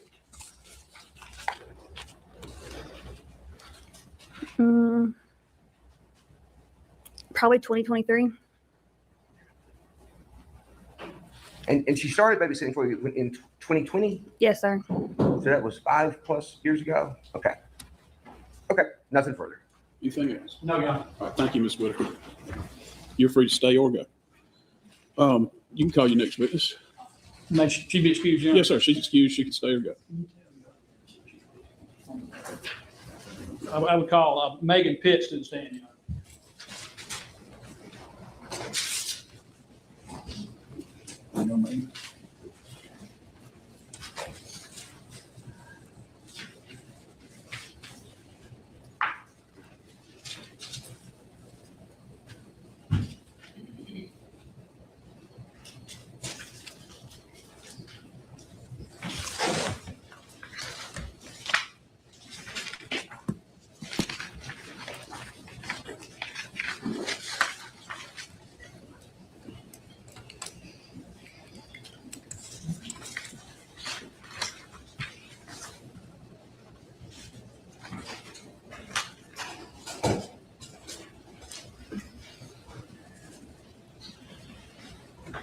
Ms. Pitts, if you walk up here to the witness stand and then before you have a seat, face Mr.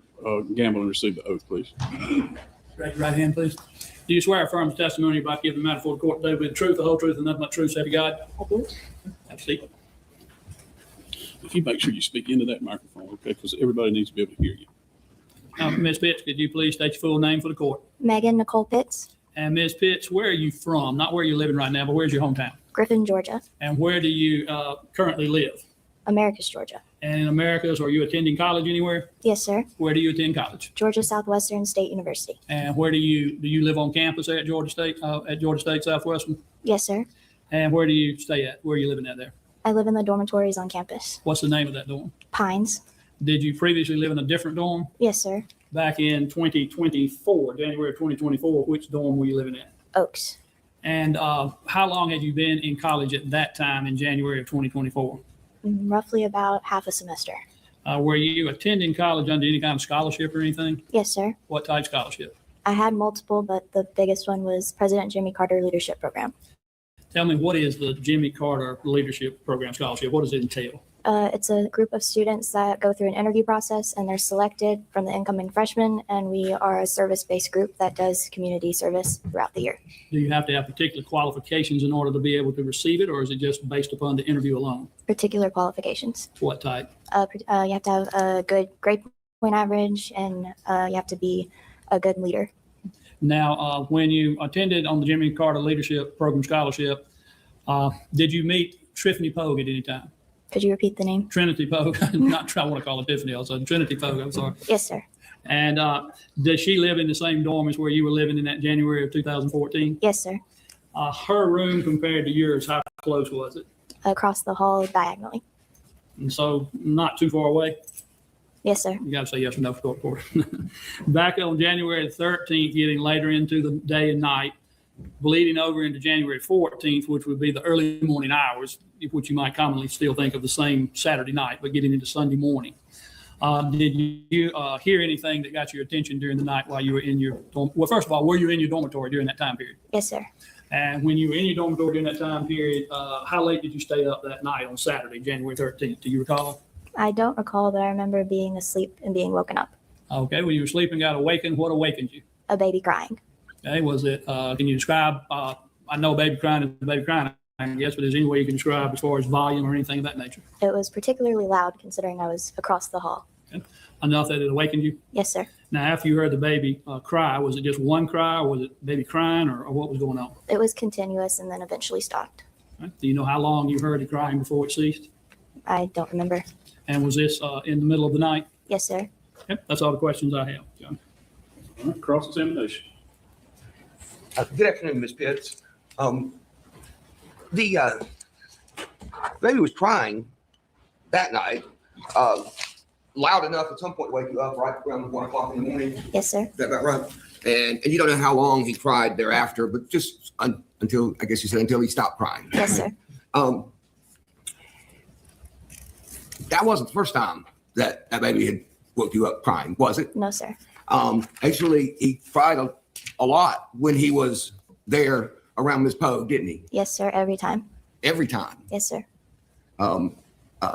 He actually behaved better and was calmer if, like, her roommate or somebody else was there that could help, tend to him instead of her having to do it, didn't he? Yes, sir. But he responded better to other people than he did to her. Yes, sir.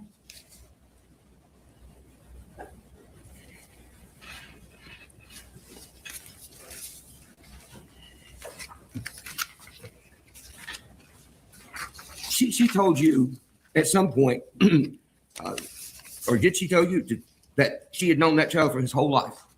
I don't recall. You don't recall that? Do you remember interviewing with the GBI Yes, sir. agent over at I think they interviewed over the police station on campus? Yes, sir. Interviewed with Special Agent Joe Chestnut. Yes, Does that sir. sound right? And I mean, there's an audio recording of it, not a video. There's an audio recording of it, but there's also a summary that the agent prepared, which is his note summary of the interview. Okay, Yes, sir. if I let you take a look at that for just a moment, do you think that might refresh your memory about whether or not she had told you anything about how long she had known the child? Yes, sir. Beyond object, using refreshment of the agent's notes to try to refresh her memory. Well, it doesn't matter whose notes they are. I mean, anything that if the witness says that she believes it will refresh her memory, then I think she can review the notes and then make if it will refresh your memory. If it doesn't, it doesn't.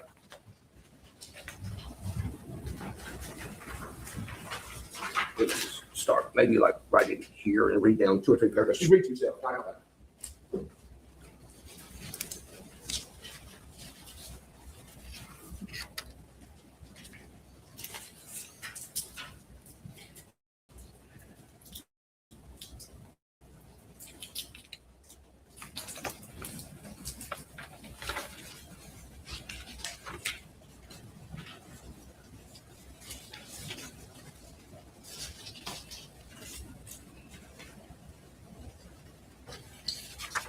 Do you have a chance to read over that? Yes, sir.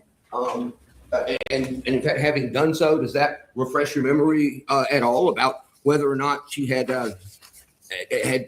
led you to believe, led everyone to believe certain information about how long she'd known the child, things like that? I remember her having conversations about describing knowing the child and helping take care of him, but I don't recall that particular conversation. Okay, you don't recall a particular conversation where she said she'd known him his whole life. Correct. But you do recall conversations where she had talked about the child, taking care of him, and that sort of thing. Yes, sir. And where she'd seen him and taking care of him away from where y'all were, away from the dormitory. I don't remember. You don't remember that? Okay. All right.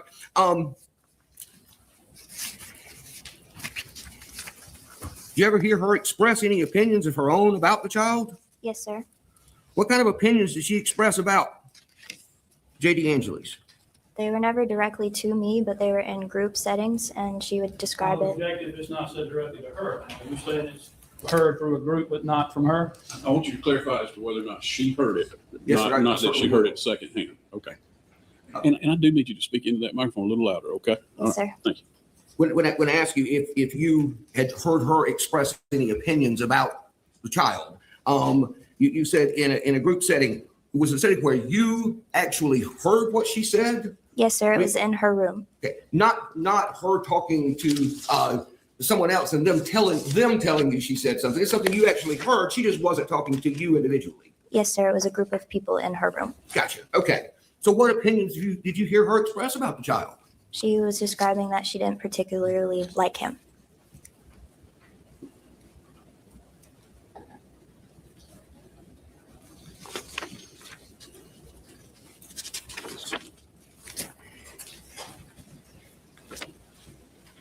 it sort of seemed obvious from her interactions with the child that his feelings about that were mutual. Yes, sir. Nothing further. Redirect? No, Your Honor. All right. You can step down, Ms. Pitts. You're free to stay or go. She's excused, is that correct? Y'all have any objection to excusing her? No, Your Honor. Thank you, Mr. All right. Take care. You can call your next witness. Call Elaine Bro. I don't know if Bro is a Briox. I'm not sure how to pronounce it last name. Bro. I thought. Okay, thank you.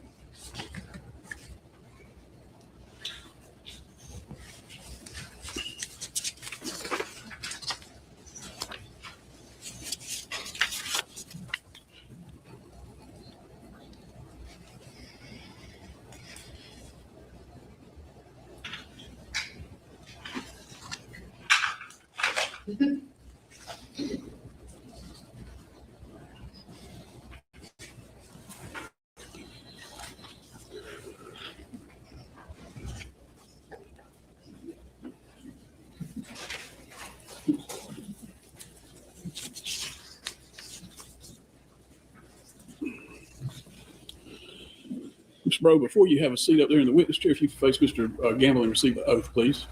Raise your right hand, please. Do you swear or affirm that testimony you're about to give in the matter before the court be the truth, the whole truth, and nothing but truth, so help you God?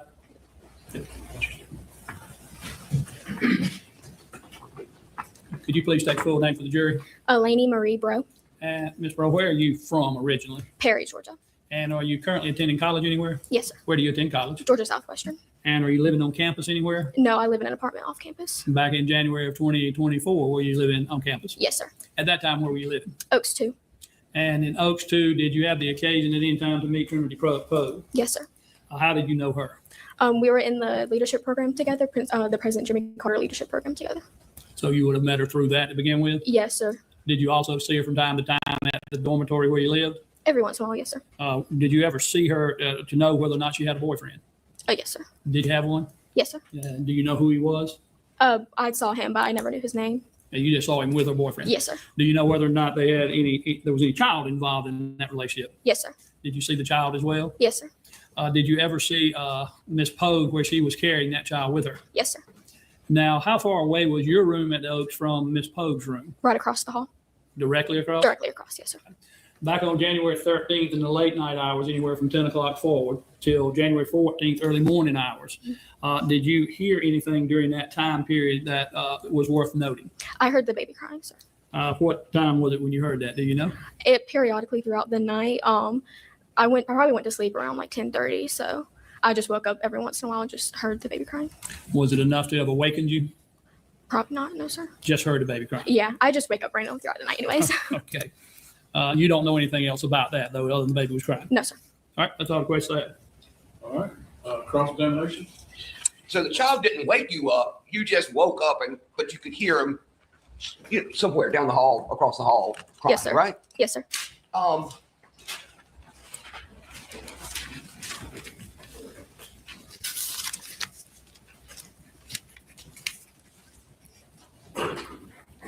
When you heard the child crying, was there anything that seemed or sounded abnormal about it compared to when you had heard the child cry before? No, sir.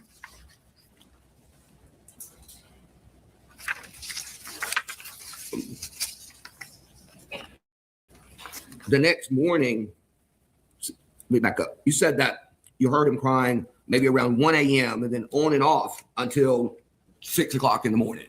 Yes, sir. So what you mean by that is when you woke up, you might still hear him crying if you woke up at 3 o'clock or Yes, sir. whatever. Yes, sir. So you don't actually know that he cried all night. It's just a couple times you woke up and he was crying. Yes, sir. And then about 6 o'clock or so in the morning, you didn't hear him anymore. No, sir. Then you got up at 9:30 in the morning and you didn't hear him crying then, did you? No, sir.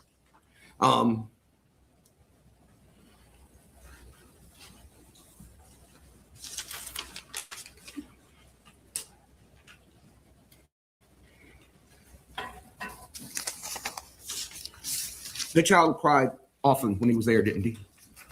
Yes, sir. I think so.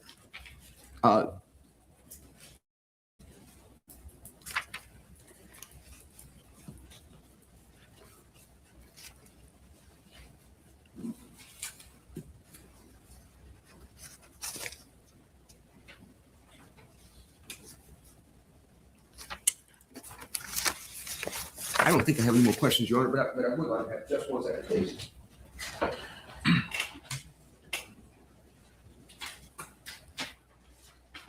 No further questions. All right, any redirect, Mr. Gamble?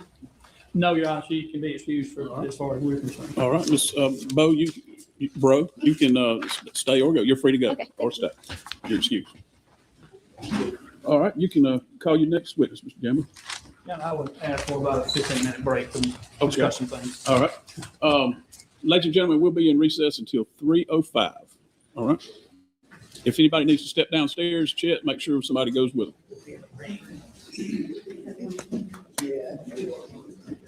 No. Don't need us.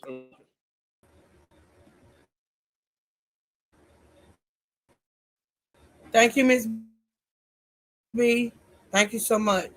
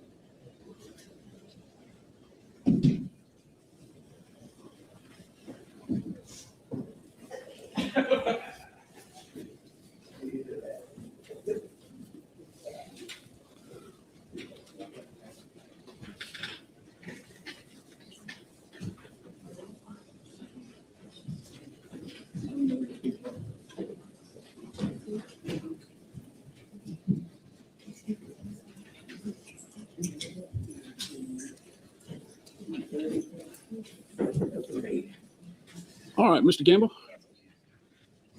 Yeah, we close out if we rest. state the defendant rests.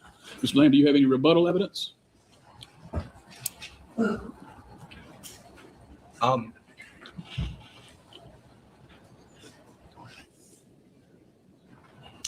Your Honor. Okay. My proposal would be for us to have a jury charge conference, all the things that we need to do in preparation for y'all to give closing arguments, and that y'all start your closings in the morning. That would be great. Your Honor. I think that'd give people plenty of time to prepare.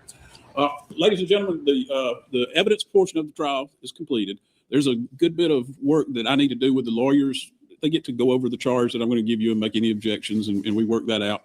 And also, I want to give the attorneys time to prepare their closing statements so that they can have overnight to actually get their thoughts in order. It's very important to both sides, and I want them to be able to narrow down their thoughts and give a good cohesive argument. So I'm going to recess for the afternoon as far as you're concerned. I would like you to return at 9 o'clock in the morning, and at 9 o'clock, we'll bring you in and we will begin the closing argument phase of the case. All of the instructions that I've given you are still in place. You'll begin discussing this case once I've given you my final jury instructions in the morning after closing arguments. Okay? So with that, you are excused. Please don't look at that TV or that internet tonight, okay? Watch a rental movie. Yeah. Well, you can still rent a movie on TV, right?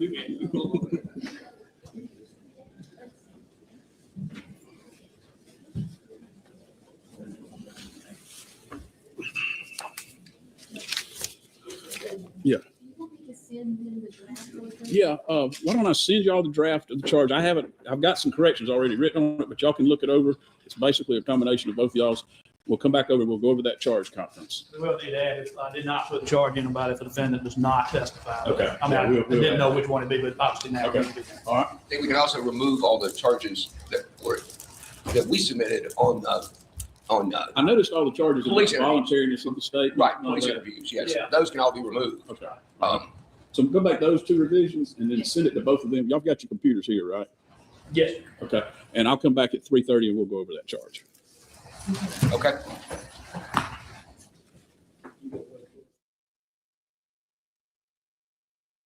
I think so. That's my preference if we're able. I guess, I mean, I know that you do in other cases, I'm just making sure.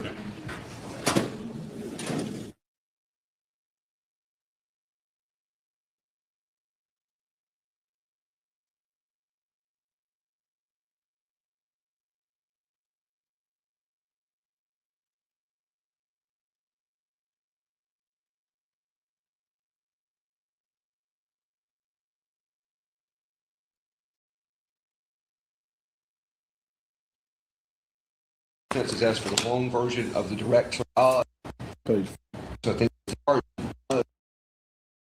Yes, sir.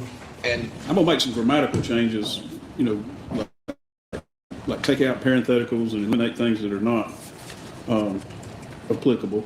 But we'll, in general, are there any that you believe need to be added or stricken? I don't recall anything that I don't think I guess the charge 13710 character of the defendant. I mean, he says it's not character evidence, so it's evidence to show that she had great child care skills. That's a different thing than character evidence. So I think that that charge should probably be removed on page 6. Mm-hmm. Well, it's on my page 5. Okay, well, I think when I read it, it also makes. Oh, okay. So you're asking that one be removed? yes, sir. I don't think it relates to anything that is in evidence in this case.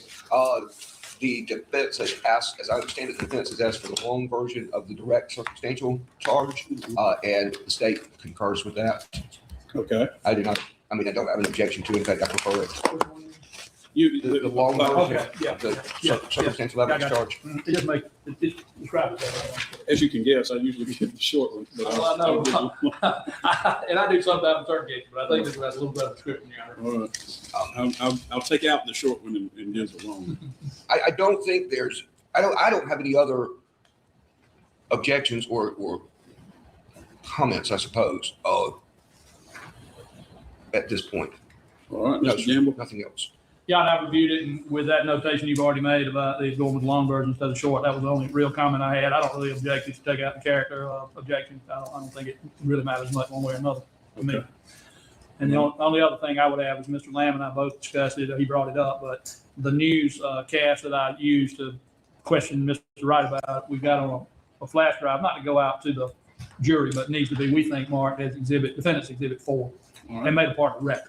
And the state, and the state has no objection to the court reopening the evidence for the submission of that. And I would also, Your Honor, ask it this, and according to our records, all of the state's exhibits were in fact tendered and admitted.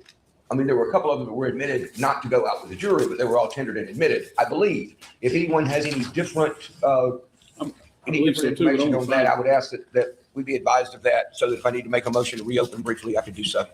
All right, let me find my list. My recollection is that everything. Yes, it's empty for you to look. Yes. Okay. Yeah, Yeah, I got you don't have it. yeah, we have some extra bond. We have some extra bond. Thank you, thank you. All right, so I'm going to allow the evidence to be reopened and 4 will be admitted, Yes, you are. but it will not go out with the jury. Correct.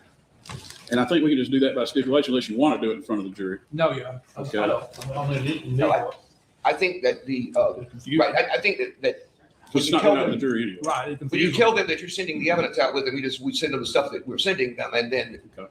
that's my view. I'm good with that. All right, let's make sure we're all on the same page while we're at this as to what does not go out with the jury. I believe the videos would not. I mean, they may ask to see them, but we customarily will not send it out with them. So that's exhibits 20, 21. Exhibit 3. What'd you say? I thought I had 23 as a picture. Three. Three. Okay. 3, 20, 21. And wasn't there a written statement that y'all?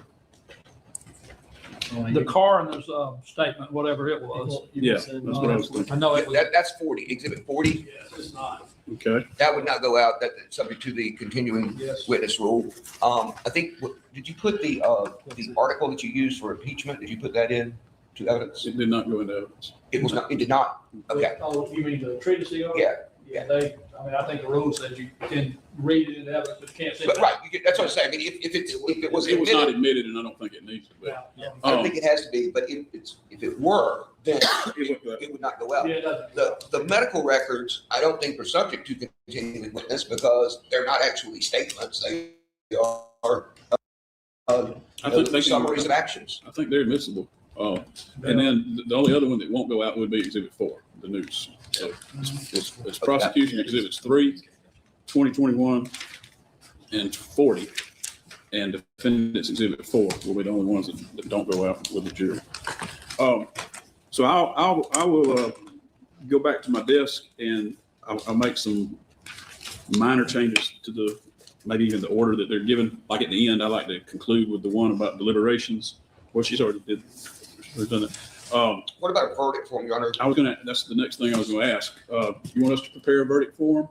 Doesn't the court have a law clerk? That was us. I definitely said us. Yes, I mean, I certainly have no problem. Okay, all right. And Sherry's got a good form for it too. So, we'll get the verdict form. We'll send that to you before I leave today. I'll make some minor changes. There's one change I noticed was on stipulations. Yes.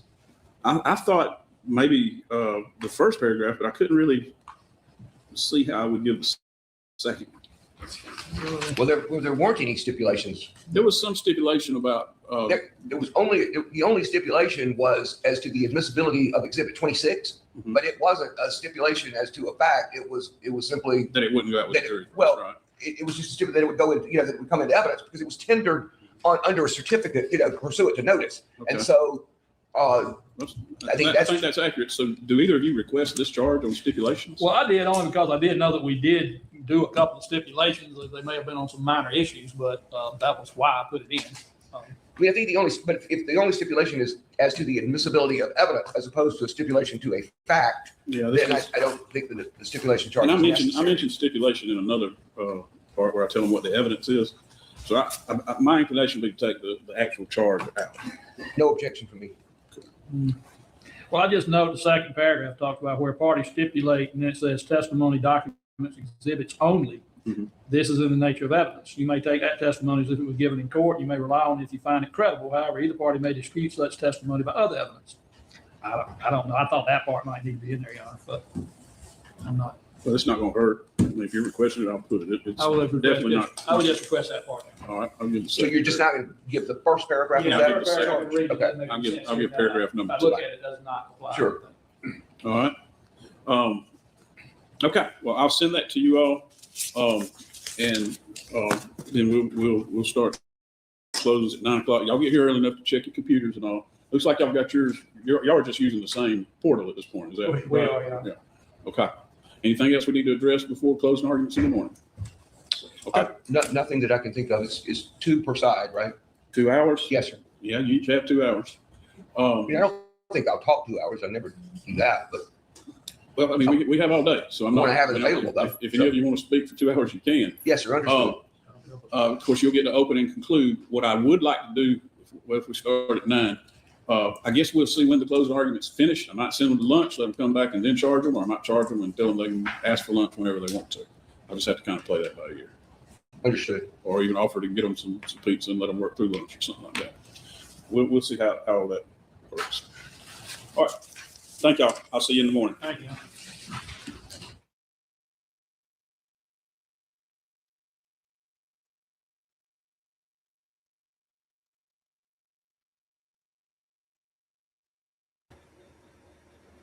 All right, y'all. So we got an hour before our next case starts. This is about to end soon, but let's see if we can end it by the time in this hour, because basically day 4 was So basically, day 4 was the closing arguments and then verdict watch. So it did last all day though, and I think most of the time was basically them waiting for a verdict. Basically, I don't think. So we're gonna try to get through day 4 before we have to go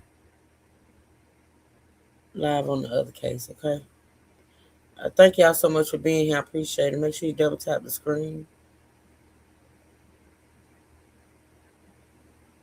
Let's see. It's amazing how she's been she's been sort of kind of giggling, laughing in the whole time. Now I guess shit getting real for her. So now she's crying and shit. I would be too, because she got to know that her case was not that strong. Her defense, I might say, her defense was not that strong. But I'm trying to get right here where the judge start talking.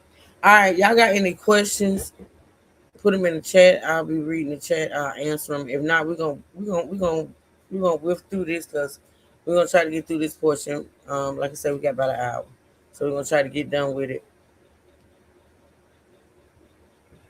So tomorrow we can start something else. Well, we're still gonna be covering the Brown Walsh case, but something else in between. But anywho, thank y'all again for being here. I appreciate it. Love y'all.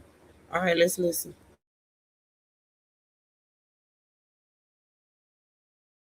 Persuade one way or the other. So they're gonna talk and they're gonna make argument, and it's gonna offend people that are in here that are interested in the case. I did not tolerate any reaction to those matters. So if that becomes a situation, then we'll stop, and somebody could end up being removed. Brandon, if you tell Deputy what I just said about the disturbances, so about the coming and going. Sharon, can we check and see what the status is on the juror? I know they're supposed to stick their head in and tell me. We were waiting on one juror according to bailiff when I walked in. I also put I think. For anybody that can type in the chat, this is the first time I think they've showed him sitting in the courtroom. I kind of figured he was there, though. I know if it was me, I would be. But look like he got him another girlfriend, honey. And another. How many of y'all think? Let me see. How many of y'all think that may be his new girlfriend? He like older looking white girls. I mean, I'm just saying, like out of these chicks, even the ones that testified for her, even these some older looking young, like that girl is got to be about, she can't be no more than 21, 22.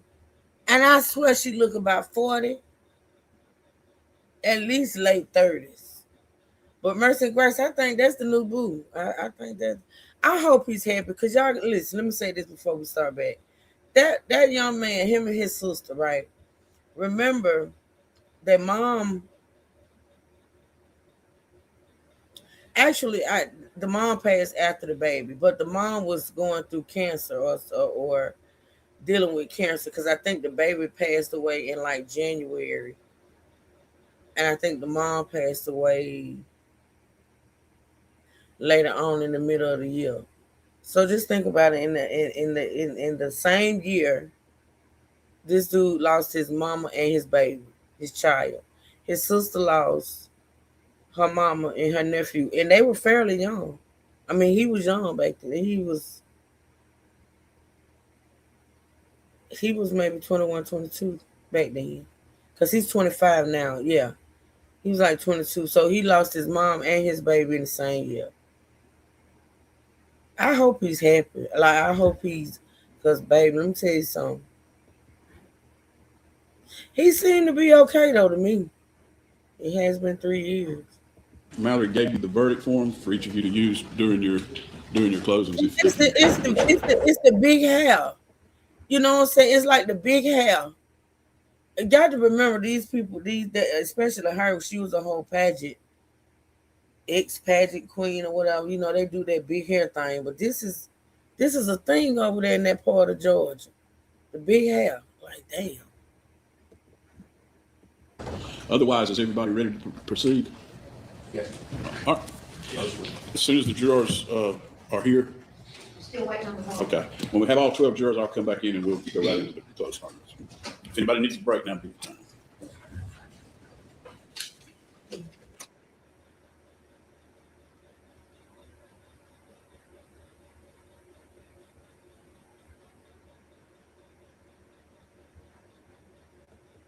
Okay, let me fast forward through this.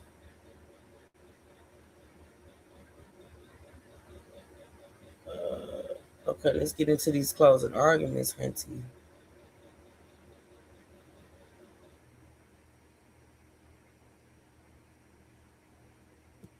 Already decided is those views and how do you get from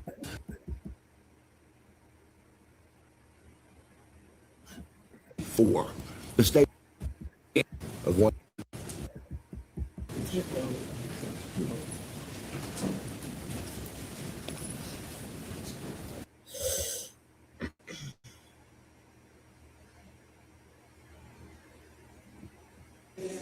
All right.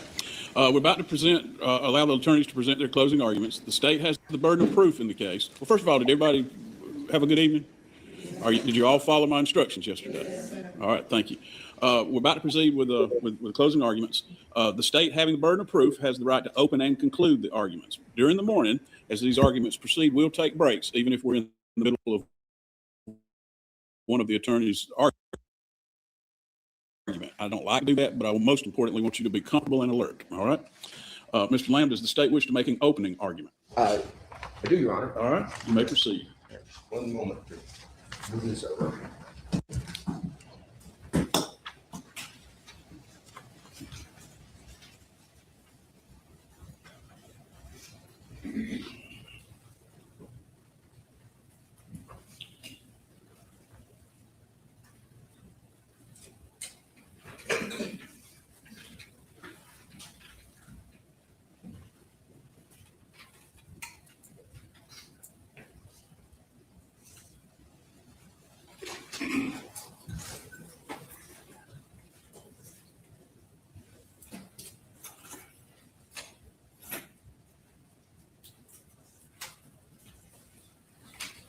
Can I get up there yet?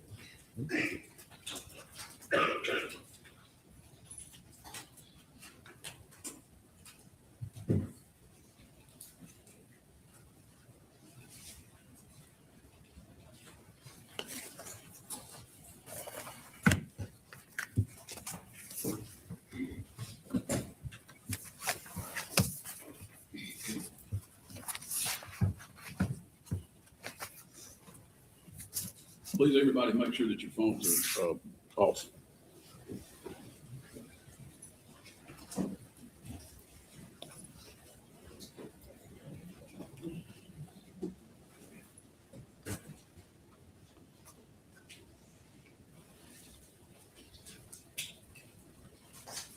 Tuesday morning, I stood here and I told you that what this case was about was the short life and the horrible death of one precious little boy.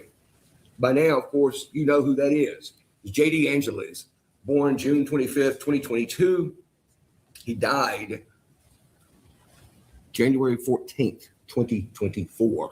The state, of course, has charged Trinity Pogue with causing his death. She's charged in an indictment which contends that she committed several violations of the law, several huge crimes, beginning with cruelty to children, aggravated battery. From each of those felonies, there's a charge of felony murder. And then finally, there's a charge of malice murder. And when you get to the point where you're having to move from this, we have this fact and we have this allegation. How do you get there? And there's really not, the judge is going to tell you what the law is, okay, but there's not really in the judge's instructions. Typically, there's not really a roadmap for how you get there.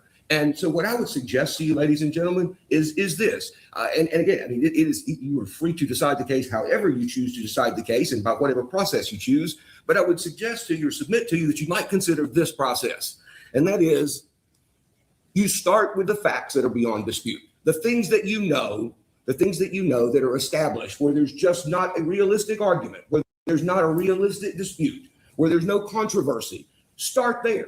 And then the reason you start there is this, because you can resolve the disputed issues in the way that is most consistent with the facts that aren't in dispute. Okay, so if you know that 2 and 3, that these two things are true, and then you're trying to decide whether this third thing is true or not, you can take that third thing and view it through the lens of what you know, of what you've already established or what you've already decided is an indisputed or undisputed issue. Once you've determined what happened factually, then you can apply the law to the facts. And of course, Judge Sizemore is going to give you a long explanation of what the law is, and he's going to tell you something very much like this. It's something that says to the effect of, you are the judges of the facts in the law, that you determine the facts, and then you apply the law to the facts to determine the outcome of this case. So for this part of my argument, what I want to do is this, ladies and gentlemen, is focus on some facts that are absolutely, at this point, indisputable in this trial. There is an indisputable medical fact in this trial, and that is that the cause of this child's death was massive head trauma. There's no question about, did he die because he had an infection? Did he die because he lost his leg and bled to death? Did he die for any one of these other reasons that might cause someone to pass away? In this case, the unanimous opinion of the medical witnesses that you heard from, the physicians that you heard from. I'm not talking about Dr. Gamble now. I'm talking about the actual doctors, okay, who testified in trial. Okay, Michael Busman, who's practiced medicine in this town for 30-something years. Jill Olick, who has practiced medicine in this town for 15 or 17 years. Dr. Anthony Clark, who has served as a medical examiner both in Georgia and Florida, for the last 30-something years, who's done 8,100 autopsies, who's testified in court as an expert witness hundreds of times as to the cause and manner of death. They all agree this child died from this wound. Now, there are other injuries, and we're going to talk about those later in my argument, okay? But for right now, I want you to focus on this one, and that is that it is an undisputed fact that this child died from head trauma. It's also undisputed that the trauma, or the cause of the trauma, is also undisputed. Dr. Clark says it was a tremendous impact to the back of the head. These are quotes I wrote down while I was listening to the testimony. He says it was a tremendous impact to the back of the head. Dr. Busman says it was a direct, high impact blow. There's not a question as to whether or not or how you get this kind of head trauma. In other words, it's beyond controversy. You can't get this kind of head trauma from bumping your head on the door back here, or you can't get this kind of head trauma because you have weak bones. You can't get this kind of head trauma because you have some rare childhood disorder like Pageant's disease or Alagille disease or whatever it was that was brought up. Okay, rare childhood disorders, bone diseases, all these other things. None of those things will cause the trauma that this child suffered. To get this kind of trauma, it is an undisputed fact that it must be a direct, high impact blow. The time frame between the trauma and this child's death, this child's appearance at the emergency room and subsequent death, is also not reasonably in dispute in this case. Okay. None of these doctors who testified even allow for the possibility that this child's injuries were suffered the day before or the night before or even 3 or 4 or 5 hours before. They certainly weren't built up over time. It wasn't that he had a partial occipital and parietal skull fracture, with a massive hematoma at the back of his head and 3 or 4 other brain bleeds across his head, and that they just built up over some period of weeks. That's not what happened. The high impact trauma that this child suffered would immediately, according to Dr. Busman, very quickly, 30 to 60 minutes at the most, result in essentially a full onset of symptoms. Dr. Olick said there is 0% chance of normal behavior from the time of impact forward. So what are the chances? May I ask, what are the chances? What are the chances that this child could have sustained this blow and behaved normally for any period of time? And the answer was there is a 0% chance of that. Dr. Clark makes it 3 for 3. The time frame that Dr. Clark establishes this. He says that at a minimum, initial symptoms like drooling, staggering, vomiting would have appeared very quickly, within seconds to minutes after the impact. He said, in his mind, you probably would be in terms of the initial onset of symptoms. In his mind, it's probably more like seconds than minutes before the symptoms begin.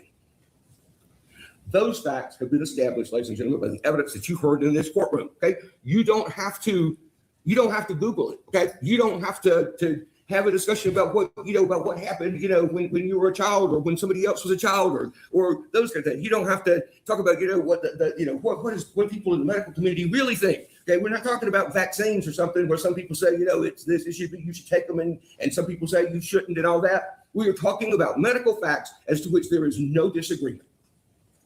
That brings you to this point. The question for you to answer as a jury is this: who could have caused the trauma that killed this baby within the time frame that it had to have occurred? Okay?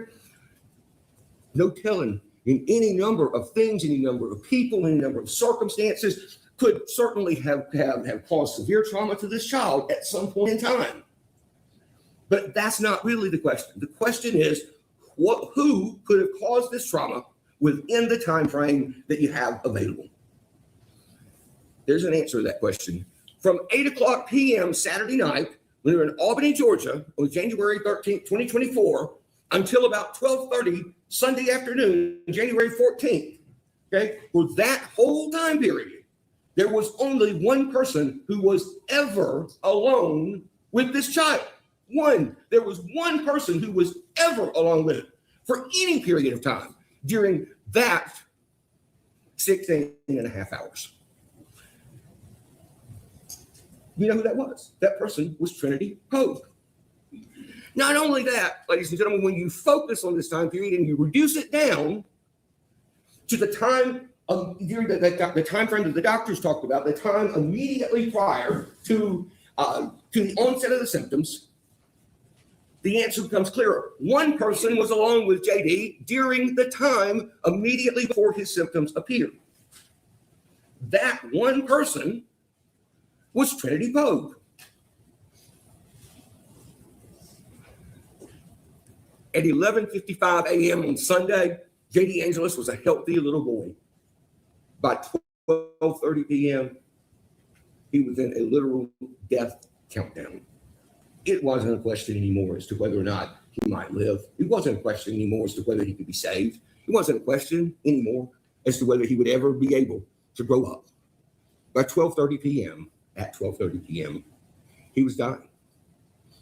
There were symptoms that appeared during this time frame that appeared when Julian Williams, Jay Williams, when he pulled up to the dorm and he got out of his car, he went inside to pick up that child. Actually went inside to put down the pizza and the drinks because he thought they were going to have lunch. But when he went in and he picked up that child, there were immediate symptoms that the child was suffering right then. The child was essentially unconscious. Okay? The testimony is that his head was limp, that he couldn't hold his head up, that his body was limp, that his head was bobbling around. He was nauseated. Before he got to the car, or as he was getting into the car, the child threw up all over his daddy. He was draining CSF, cerebral spinal fluid. Okay, the fluid that encircles your brain, that helps protect you from impacts, that helps protect your brain from shock, from harm.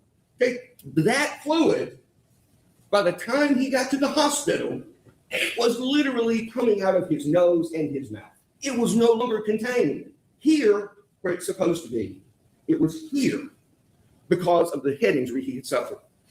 He was in cardiac or respiratory, cardiac and respiratory arrest at that time. When he got to the hospital, he wasn't breathing and he didn't have a pulse. Those symptoms, when you go back to the time frame that the doctors established, those symptoms would have had the impact that caused them, rather, forgive me, the impact that caused those symptoms would have had to have occurred within minutes before the child presented at the hospital. During those 35 minutes that we're talking about, okay, these 35 minutes right here, 11:55 to 12:30, during those 35 minutes, one person and only one person was alone with that child. Trinity Pope. To think about some of this, ladies and gentlemen. You have a circumstance where you have two people in a room.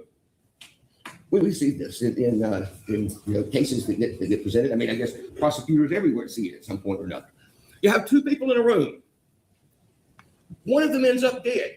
There's a fight. One of them ends up dead. Okay, you would think that's an easy case, right? Like you have two people, one's dead. Now we know who did it. Okay, but those aren't typically easy cases. And the reason they're not easy cases is because the person who is alive says, it wasn't my fault. It wasn't my fault. He attacked me. He threatened me. He did this. He did that. I was fighting for my life.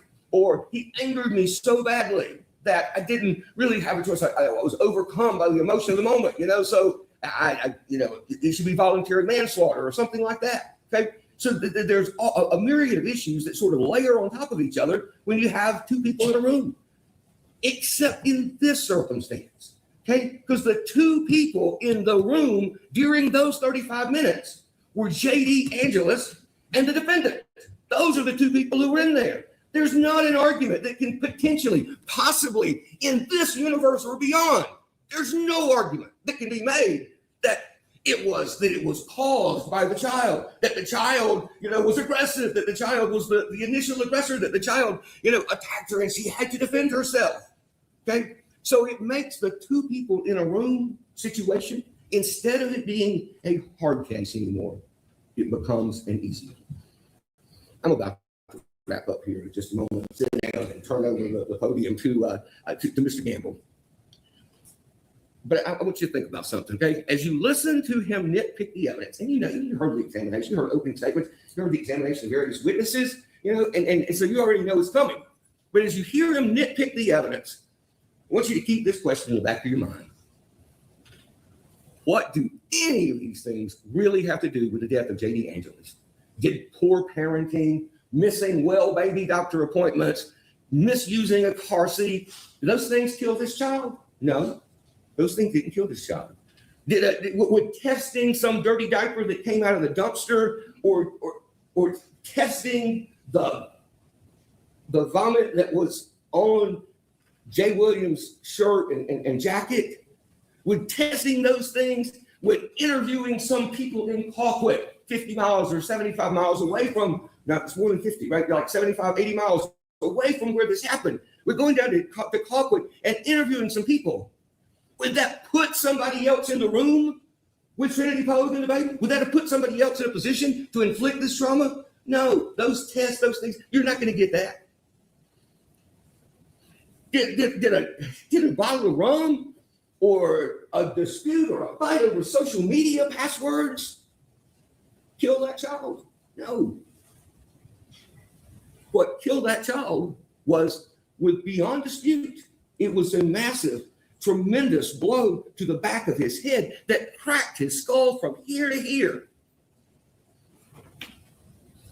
So, there's a smoke and mirror show coming, though. I promise you, there's a smoke and mirror show coming. And yeah, I was thinking about this in terms of how do you see through smoke? Okay, how do you clear the smoke? Right? Firemen, okay, there's a house on fire. Firemen go in and there's smoke everywhere. They have to get through. They have to navigate through. The smoke will kill them. I mean, if you just breathe it in, it'll kill you. If you just accept it, if you just let it be there, if you don't fight against the smoke, it'll kill you. So what they do is they put on goggles, and a face mask, with a breathing apparatus and a breathing tank so they can navigate their way through the smoke until it clears and they can get to whatever it is they're trying to accomplish. That question, ladies and gentlemen, that question is that provides your goggles. Okay? That provides your breathing apparatus for getting through and seeing through the smoke that's coming. That girl killed that little boy. She killed that little boy. She cracked his skull out of anger, out of malice. We'll talk about all that later. She killed that little boy. She's the only person who could possibly have done it in the time frame in which it had to have occurred. Don't let these other things that don't have anything to do with the answer to that question, who killed J.D. Angeles? Don't let these other things cloud your vision and fog your mind. Thank you. Thank you, Mr. Lamb. I'm gonna let the jury step back to the jury room while the attorneys switch over their computers and such, and go ahead and take some respiration.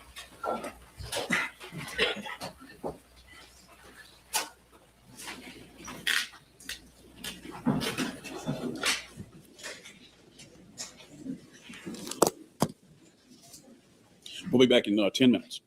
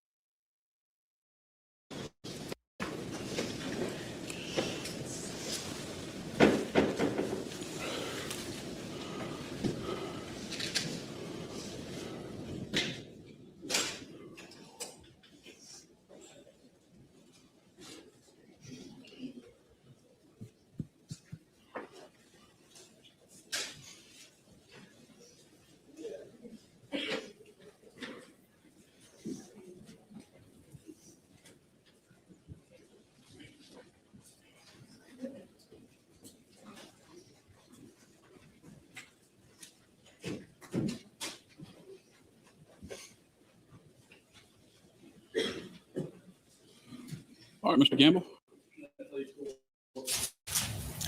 Good morning, ladies and gentlemen. This will be the last time that I have an opportunity to speak with you. I have as many as 2 hours to speak, and I can assure you it won't be that long. And I'm sure you'll be glad that it will not be. But what I have to say is important, because some of the things that the district attorney said just a moment ago, I'm not going to try to address that particularly, except one thing he said was that this is an easy case. And when I first came before you, I told you this was a case in which the state had a case that was filled with suspicion, but empty on evidence. And then this is exactly what I mean.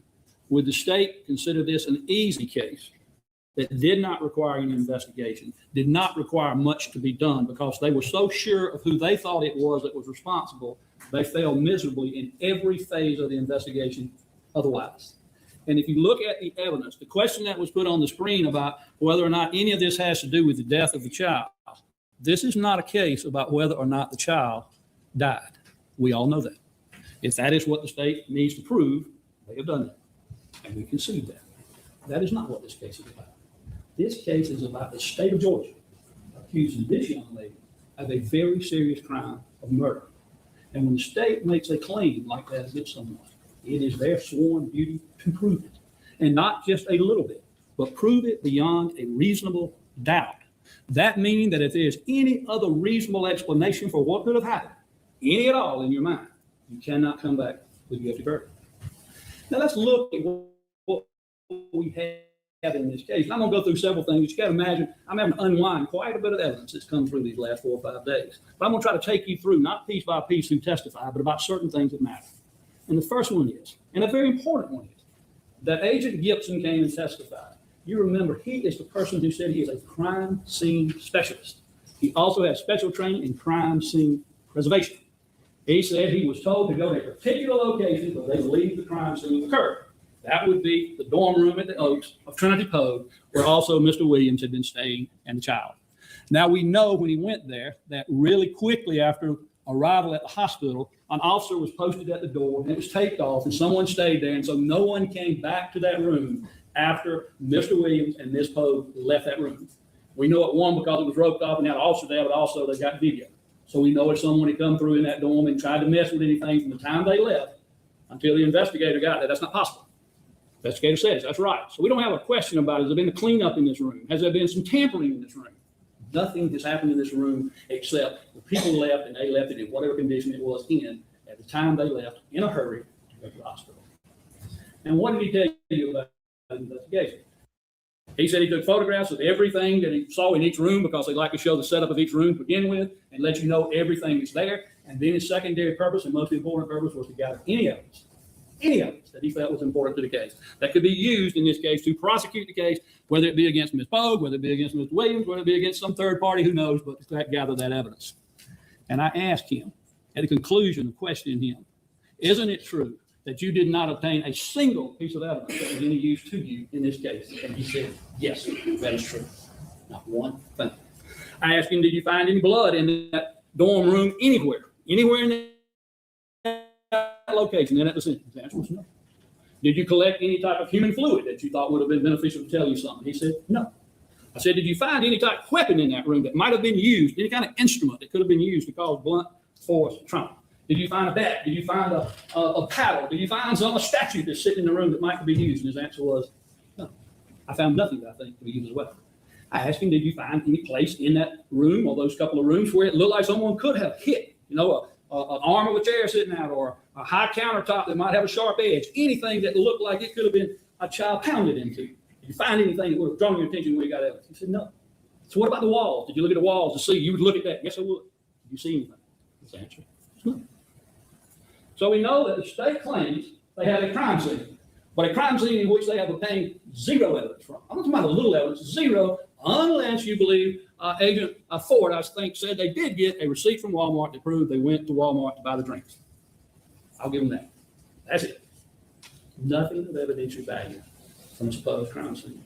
Now remember, they said this is a violent, massive force injury. Yet there's no evidence within that room of anything that occurred like that. And I remember I asked the agent, I said, well, have you ever heard of luminol? A lot of people I know have heard of luminol. Luminol is used to spray it across the room in case you don't see blood evidence.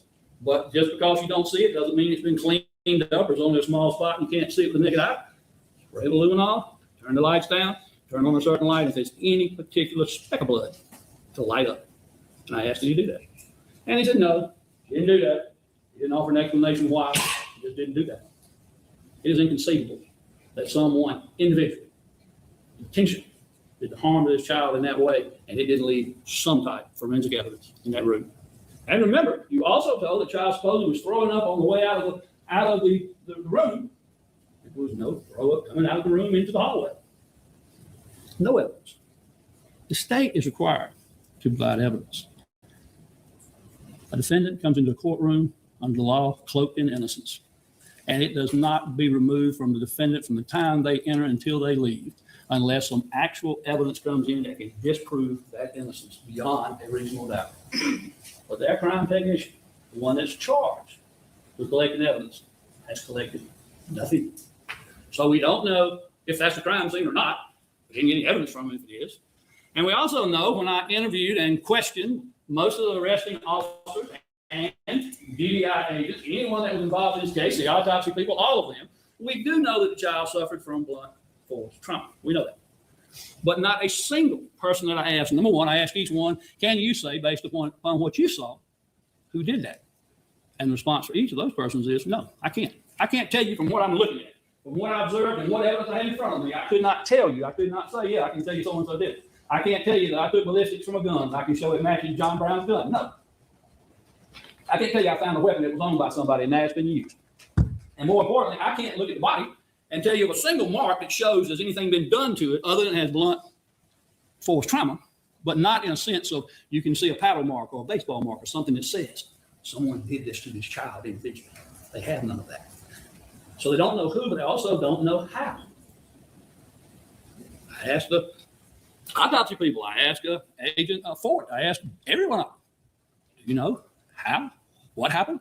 Well, they've got some theories. Maybe this, maybe that. I don't know. We just know the child had significant injury. So now we don't know where the crime scene is. We don't know necessarily who did it. And we don't know how they did it. We don't have any type of weapon. We don't have any type of instrument that supposedly caused it. And you're left with some speculation of, well, could it have been just the hands of someone, just the person themselves? Could they have done that themselves? And somehow grabbing, somehow punching. Could Trinity Pogue have done that? She have grabbed a child and done that with her hands? Well, you would think if that's a possibility that the GBI would have looked at her hands, photographed her hands, would have looked to see if there was any signs that she used her hands. Because remember again, this is a violent force, blunt force trauma. She used her hands to cause that, and you talk to her within a few hours of it, and you look at those hands, it's going to show. Whether they're going to show redness from blows, whether they're going to show scratching, whatever it may be. And it took quite a bit of pressure, of course, according to Dr. Clark and some of the others that testified. And we also know Mr. Williams was around the child. Who's more able to use great force to cause injury? Who knows who caused injury? But if there is injury, we do know from Mr. Williams, nobody looked at his hands either. They didn't do anything to check that. And they didn't do that because they weren't going to check on Mr. Williams anyway. Because they were already down the rabbit trail they went down to begin with. That Trinity Pogue is guilty, and we don't need to look at any other evidence. Now, you know that because I talked to Agent Ford, and I asked her about what their investigation did. We know that she talked to everybody that she knew in that dorm or had agents with her do so, interview them all, try to find out what they know. She got a phone. She got a phone of Mr. Williams. She did a few other things. She talked to different people. Well, then when I asked her about what effort she made to try to find out anything about Mr. Williams or his sister, Ashante Burr, what did they tell me?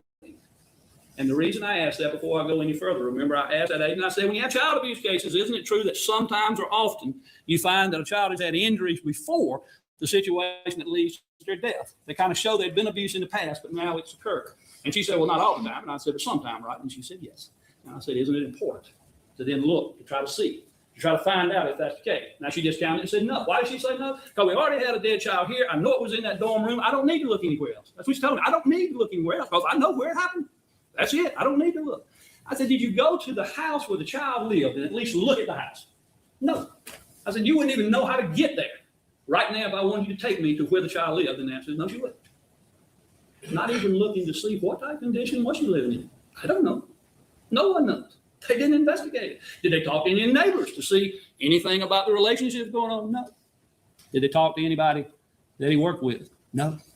Did they go to his workplace? No. Did they make any effort to find out? No. Because they'd already gone down that trail. And they decided at that point, that this is the story we'll tell, and you'll see, and I'm going to talk about this in a little bit, about the testimony being shaped to make sure it fits over here. And struggle and fight no matter what, you keep it there. Because that's what they decided early on, and they don't want to break away from that. But now you have a case, you got no evidence. None whatsoever about how the blunt trauma was occurring. You don't know for sure where it occurred. You don't know who did it, but they say it's an easy case. They say now we just got to look at it and we should be fine. But you know, maybe the most important witness that came in the courtroom was the one that's not tied up in connection with everyone. That's Dr. Buzzer. You know, the rest of these folks, they got some allegiance one way or another. GBI can say what they want to. Dr. Clark been working for GBI forever. Yeah, he's going to testify for the GBI, and you can bet your bottom dollar he's going to support whatever side he came into court to testify about. He's not going to break off of that. And you got these law enforcement agents, they've already gone down the rabbit trail. They decided what they know, they're not going to break off. But Dr. Busman didn't ask to be in this case, didn't want to be in the case. He had one duty, one thing he had to do. And that was he was an ER doctor, and he had to try to give some type of treatment for this child and see if he could save it. That was it. And then he got called to come testify. And he had to do that. I'm sure he didn't want to. As you could probably see, at least somewhat, he wasn't that comfortable in testifying, but he testified. So you can bet he was trying to be truthful about what happened. He told you some things that were extremely important. And one of the things that, as important as anything, I believe it's exhibit number, let me make sure I got the right exhibit here. Exhibit 26 is medical record that he gave the child when he came to the emergency room, all that happened. And that record's already been introduced. It's an authentic record. You're going to get it back with you. You can look at all of it. And it's got some pretty important stuff that's contained in it. The most important stuff it's got that's contained in it. If you look at that document, I'm going to ask you that you do when you get the chance at the end of this trial, you're going to see that there are numbered pages. There's two sections of numbered pages. You first look in, there's just a bunch of preliminary stuff with no numbers on it, maybe 20 pages worth, 15 or 20. Then you'll come up with pages 1 through 39. Well, in that section of 1 through 29 on page 23, you'll need to look at. And then you'll see a second section of 1 through 28. And on that section, you need to look at page 20 and 21 of those. Now, why do you need to look at those? Because those medical records on 3 separate occasions say within the record that the father presents bedside and states the child fell around 5 minutes prior to arrival. Why is that important? First of all, we know from Dr. Busman that the only person bedside was the father. The girlfriend, Trinity Pogue, was not there yet. So the only person, it's not a mix-up that they said he told them. We know that because it's in this record. Now, what was interesting about that, did you see how the state struggled so hard when they got back up to pull that out of the record? To say, well, didn't that get entered a few hours later? I mean, that didn't happen right away, trying to insinuate that maybe some mistake was made. Maybe that's not really what got said. On, and Busman, you can see he was most confused. Why does that happen? But I'll tell you why that's happening. Because they didn't like what Busman had to say, and they didn't like what he had to say because it's a lot more than just the father coming in with a story that we know is not true. We know that the child didn't fall 5 minutes prior. Don't think he did. Or if he did, maybe the father knew it and we didn't know it. But they try to then claim that maybe Ms. Pogue had told him that, and that's why he told the doctor that. Remember when I got Agent Ford up and started asking her about the interview she did with Mr. Williams? But before I put her up, I asked Mr. Williams, did you tell the agent when she first interviewed you what you believe happened to cause the injury? He said, first interview, yes, I did. Second interview, I said, did you tell her? Yes, I did. And I put the agent up and asked her, can you tell me, here's your summary. If you look at it, do you have it from the first interview that first occurred when you got there with Mr. Williams? Yes, I do have it. It's 10, 12 pages long. Okay. Can you turn to a certain page there and tell me, if you're looking at that, tell me anywhere do you see where Mr. Williams says what he thinks caused this injury? She said it's not there. In fact, what she read from that report was him saying that he came back to the room and asked Ms. Pogue what happened, and she said, I do not know. And then it said that nothing else in the report. Now, first, the agent wants to avoid that too. She doesn't like that. She's protecting her story now, trying to make sure that we got to blame for Trinity. That doesn't fit the pattern. So she said, well, it may be in the report somewhere else. And what I told her, we got time. Read your report. Go through it. When you get through, let me know if you find it. Well, we sat here a few minutes, 5 or 10, but guess what? She finds out I look. I said, you find it? She said, no. Well, then here came the real squirm. Let's say maybe I just didn't put it in the report. He may have told me I just didn't put it in the report. That's interesting. You've got a trained GI that is taught that anything of importance will be put in a summary report to make certain that you're preserving that. We know that. We've heard testimony about that to some degree. But yet, someone tells them because they believe of what could have led to the injuries to the child, and they don't put it in the report. But maybe they got told and forgot. And she says that on the first one. Well, the second report, I asked her the same litany of questions, said, what did he tell you there? And he said in that report, absolutely, he did not know what happened. He didn't say, but my girlfriend told me something. He didn't say that I know something. He said it didn't happen. So we know when he went to that hospital, no one had told him anything about a fall. That came from his idea. That came from his mouth. Now, if he got interviewed by the GBI and he knew it, you can bet your bottom dollar in that only hour or two after all this occurred, he would have said, yeah, the girlfriend said this. So we know that came from him. But we also know he didn't just tell the hospital that. Lieutenant Allen told us. He came up when it was going on, remember? He saw him come into the emergency room. He saw him standing in the doorway watching while they were doing the workup. He pulled him back and talked to him and asked him what happened. And guess what he said he told him? That my son just fell face down a few minutes ago. Again, twice he's told that version. Twice he's told a different version to the GBI. And, if you really get down to it, looking at some of the questions for Mr. Williams, let's talk a little further. Remember when he got on the stand, he told those two things that it seems pretty apparent that maybe they weren't exactly on the up and up, what he was saying. Well, let's get to the third one. I asked him about being interviewed the third time. And the third time was important to me, maybe more than some other people. But I wanted to know, at the time that he was interviewed, did the GBI agent allow his sister to come in and be interviewed with him in concert? And he said, well, yes, she came in. But when she came in, I left. I said, so you're saying if they asked her any questions, you left. And at first they were really asking questions, just looked at cell phone stuff. But then he said, no, if she asked anything, I left the room. That's what he said. That's what he told us, right down that witness stand. What he said happened. And that's important because, remember, I was asking the agent earlier. I asked her when we were talking about Mr. Williams and Trinity Pogue, I said, when they were at the hospital, did you just interview them together?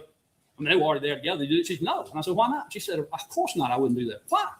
She said, well, it wouldn't make any sense. You would divide them up. And I said, that's because it's protocol from the GBI. And she said, well, I wouldn't say it was necessarily protocol. I said, well, you think it's from training? And she said, well, I think training might have tell you to do that, but it's common sense that you would never put two people in together to interview them. I said, you wouldn't do that. She said, no, I wouldn't do that. Well, now Mr. Williams talks about that. And I brought the agent up on the witness stand. And I asked her about it. And she got amnesia. She said at one point, it's been 2 years, I'm not sure. Is that the standard we're using here for this case today? That it's been 2 years, so I'm not sure. So everyone that's come in from the police department, well, it's been 2 years. I mean, I'm not sure we can depend on anything if that's the case. It's been 2 years. I'm not sure. Are we to believe that agent hadn't reviewed her case file before she got here today? Or yesterday when you testified, or starting on Monday, she just came in after 2 years and just winged it? You bet you $5 she'd already looked at everything. She didn't want to talk about that interview. And then, when we refreshed her memory, what did the interview show? Almost 20 minutes, interview by themselves, 40 minutes with him and his sister together. Now, why would it matter him and his sister? Well, it matters because him and the sister are who's keeping the child. We know from the evidence that the sister actually did more caretaking for the child than he did. She fought me about that some too. Well, I couldn't say that. You know, he might have been some. Well, first of all, she can't say that he didn't do any investigation to determine. But we do know a few things. We know that he came to the college at least twice a week, every week, and he came every weekend. And most of the time without his child. 4 days out of 7, he is not at home. He does not have his child. He has left the child with his sister. She is the caregiver of this child. Now, she is a caregiver of the child, and there is some suspicion of the alleged abuse. It would make a lot of sense to try to separate people and talk about that some, not put them together so they can be interviewed and get their stories together. But that is a sign of what was going on here. That we're not worried about them as being any suspect. We've already decided this case. We decided this case in January 14th, by 5 o'clock in the afternoon, it was over. It may have been a couple more days before the arrest occurred, but the investigation had shut down and nothing else was going to happen. You were just going to have to live with it. And too bad. Why? Because we got suspicion. We have suspicion. Well, it's a scary world out there if your government can all of a sudden just decide I'm a little suspicious and I can arrest you. It's a scary world. But you have that going on, but think about that sloppy investigation a little bit more. It's not just that problem. Remember when I asked the crime scene specialist about the dirty diaper? Now, he already knew that was coming up because we had filed a motion to ask to test the dirty diaper. We wanted to see if it had blood in it. And I've already asked Dr. Busman about it, and he said normally he wasn't sure that you'd have blood in your system from abuse, but I got to ask, but you could have some trauma at times that causes you to have blood in your bowel system. Can you not? And he said, yeah, you could. I don't think the injury that's caused his death would have caused that, but it could be from trauma.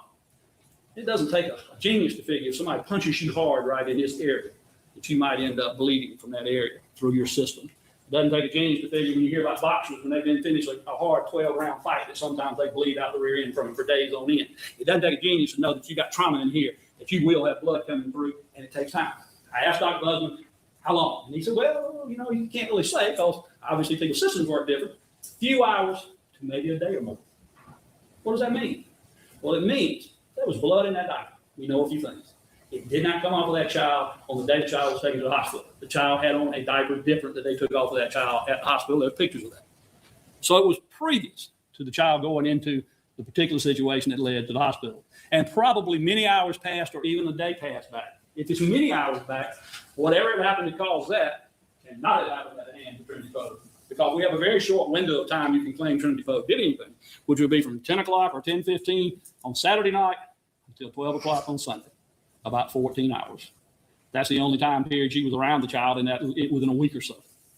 Well, why is that important? I mean, you say, well, that's still not what caused the blunt force trauma. It's not.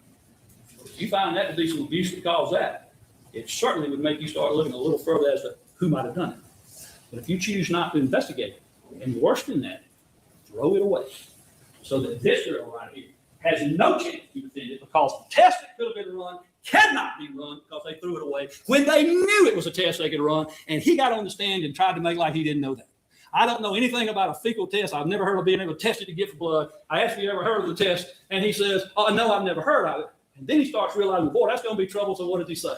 Well, I do keep a test for myself, and I can test for blood. If I'd have seen blood, I'd have tested it. He hadn't said anything about that the whole time I've been asking him. All of a sudden, he popped that one up, but said, I didn't see blood in that diaper. Now, here's where Dr. Busman really comes in. It's really important. Why he's one of the most important witnesses. Dr. Busman had no idea about the diaper. You can tell that when I asked him. I told him before I asked, you're going to find these questions a little bit weird or something to that effect. You know, I've been going a path that you may not understand. And I asked him about those diapers. And I asked him if he had experience with blood and fecal matter. He said, yeah. Oh, yeah. I said, oh, you probably tested it. Yes. Is there a test? Oh, yeah. So the hemocoat test. Easy. You know, it's done. I said, is it done quite frequently? He said, well, I don't know about frequently. I said, but yeah, you've done it more than a few times. And he said, yes.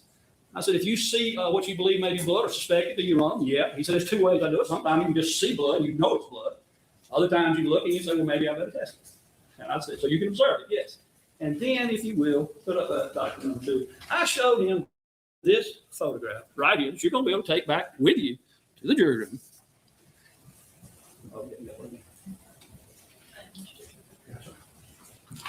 I showed him this photograph that I'm talking about that he had never seen, had no idea about it. And my first question was, Dr. Busman, looking at that photograph, does there appear to be blood in that diaper? And he said, yes. I'd say probably so. Now, yes, that sent the state back scrambling again, where they tried to rehabilitate that answer and say, but yeah, it could have been something else. And he finally said, well, yeah, maybe like if there was dye in some food, it might have caused the discoloration. But in his opinion, just eyeballing it, yes, that diaper seems to indicate, you see right there on that screen, blood within it. He said, your crime scene technician didn't think that. Now, you can decide which one you want to believe. That's your job. The credibility issue of which one should be believed. Dr. Busman, who's done tests many, many times to test for blood, or this agent that decided to tell you all of a sudden that wasn't worthwhile. And it's interesting to note that diaper was not unfolded when he got it out of the trash. It was in a ball. That was the first exhibit 1. You'll see those diapers together. He took a picture of that, and then he unfolded them to take pictures. So you know that he knew that might be evidence. There's no reason to open them up and take a picture. And yet, after he got them, and once he saw what it looked like, he just chunked it back in the trash and left us with no way to test it. He left us with no way to test it. So he doesn't care about what Trinity Pogue and has to say. He doesn't care about that at all because that doesn't fit his case. That wouldn't help him prove his case. That would hurt his case. So chunk it away. Chunk it away. It's inconceivable that was done.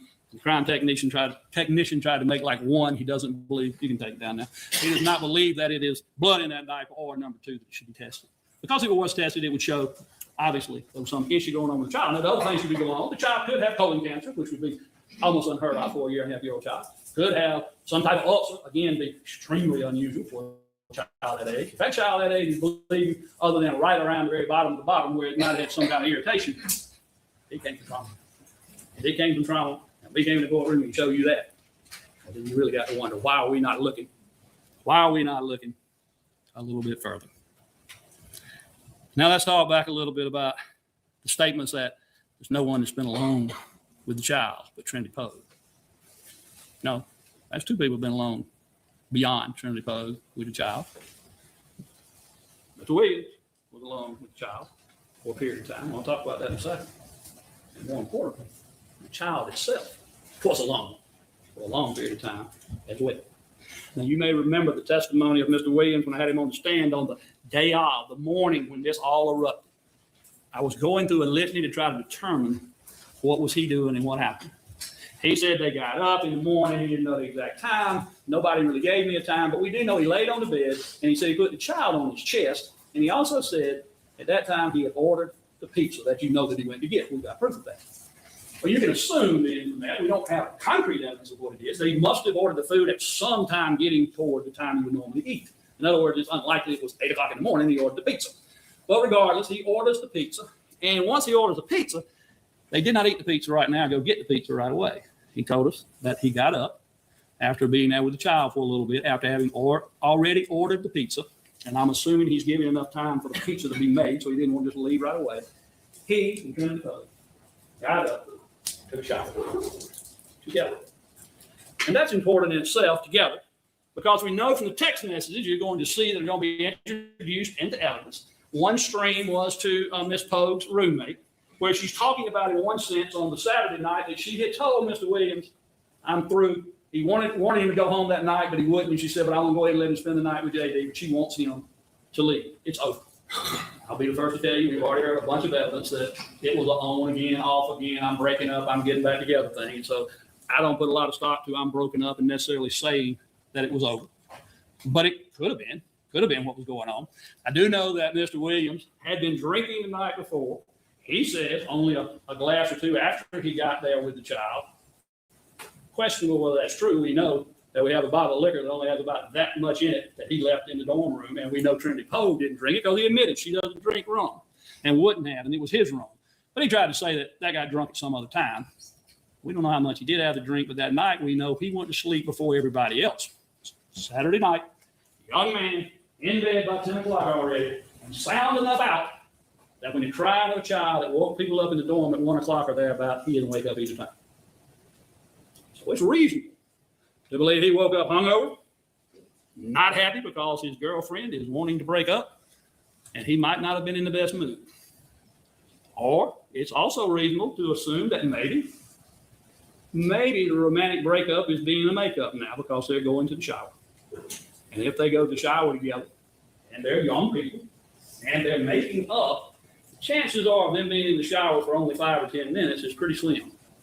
I mean, when you go in the shower with your mate, it tends to make the shower a little longer for young folks, sometimes even for old folks like me. But I can tell you, when they go in that shower, they didn't stay in there just 5 minutes or 10 minutes. They were showering together and most likely doing other things. I'm not judging that. It matters to me. But what does matter about that is a 1.5-year-old child is sitting in that little pink chair that y'all saw a picture of earlier and will get a chance to see when you go back to the jury room. And that little chair that sits there, it's not a danger to the child as far as I can tell of something happening in the chair. 1.5-year-old, that by testimony by Ms. Permont back in October, she was watching the child learning how to walk. He's a toddler, so now he's got a few more months under his belt of walking. I don't know what in the world that child may have done while they're in the shower. Who knows this? They were probably in the shower for more than 5 or 10 minutes, maybe 20 or 30 minutes, a pretty long time in the shower. They're in there. The child, I've got children, you got kids. My kids, when they were growing up, my 1.5-year-old boy, if you left him for a minute by himself without looking, he might be on top of a chandelier somewhere. He would climb and go and do all kinds of things. And who knows? Who knows what that child was doing right now? Who knows whether that child himself on that morning climbed up on something and fell back off of it? Who knows? But what we do know is that when the shower ended, Mr. Williams was the first one out of the shower. He testified to that right here and said he got out of the shower first and Trinity Poe got out next. Now, you can say, now, well, so what? He got out and immediately she got out. But he said something else. He said, I went and I was staying there with JD and I was waiting on her to get out of the shower before I left. Well, that tells you two things. Waiting is a term you would use if you're taking a little time.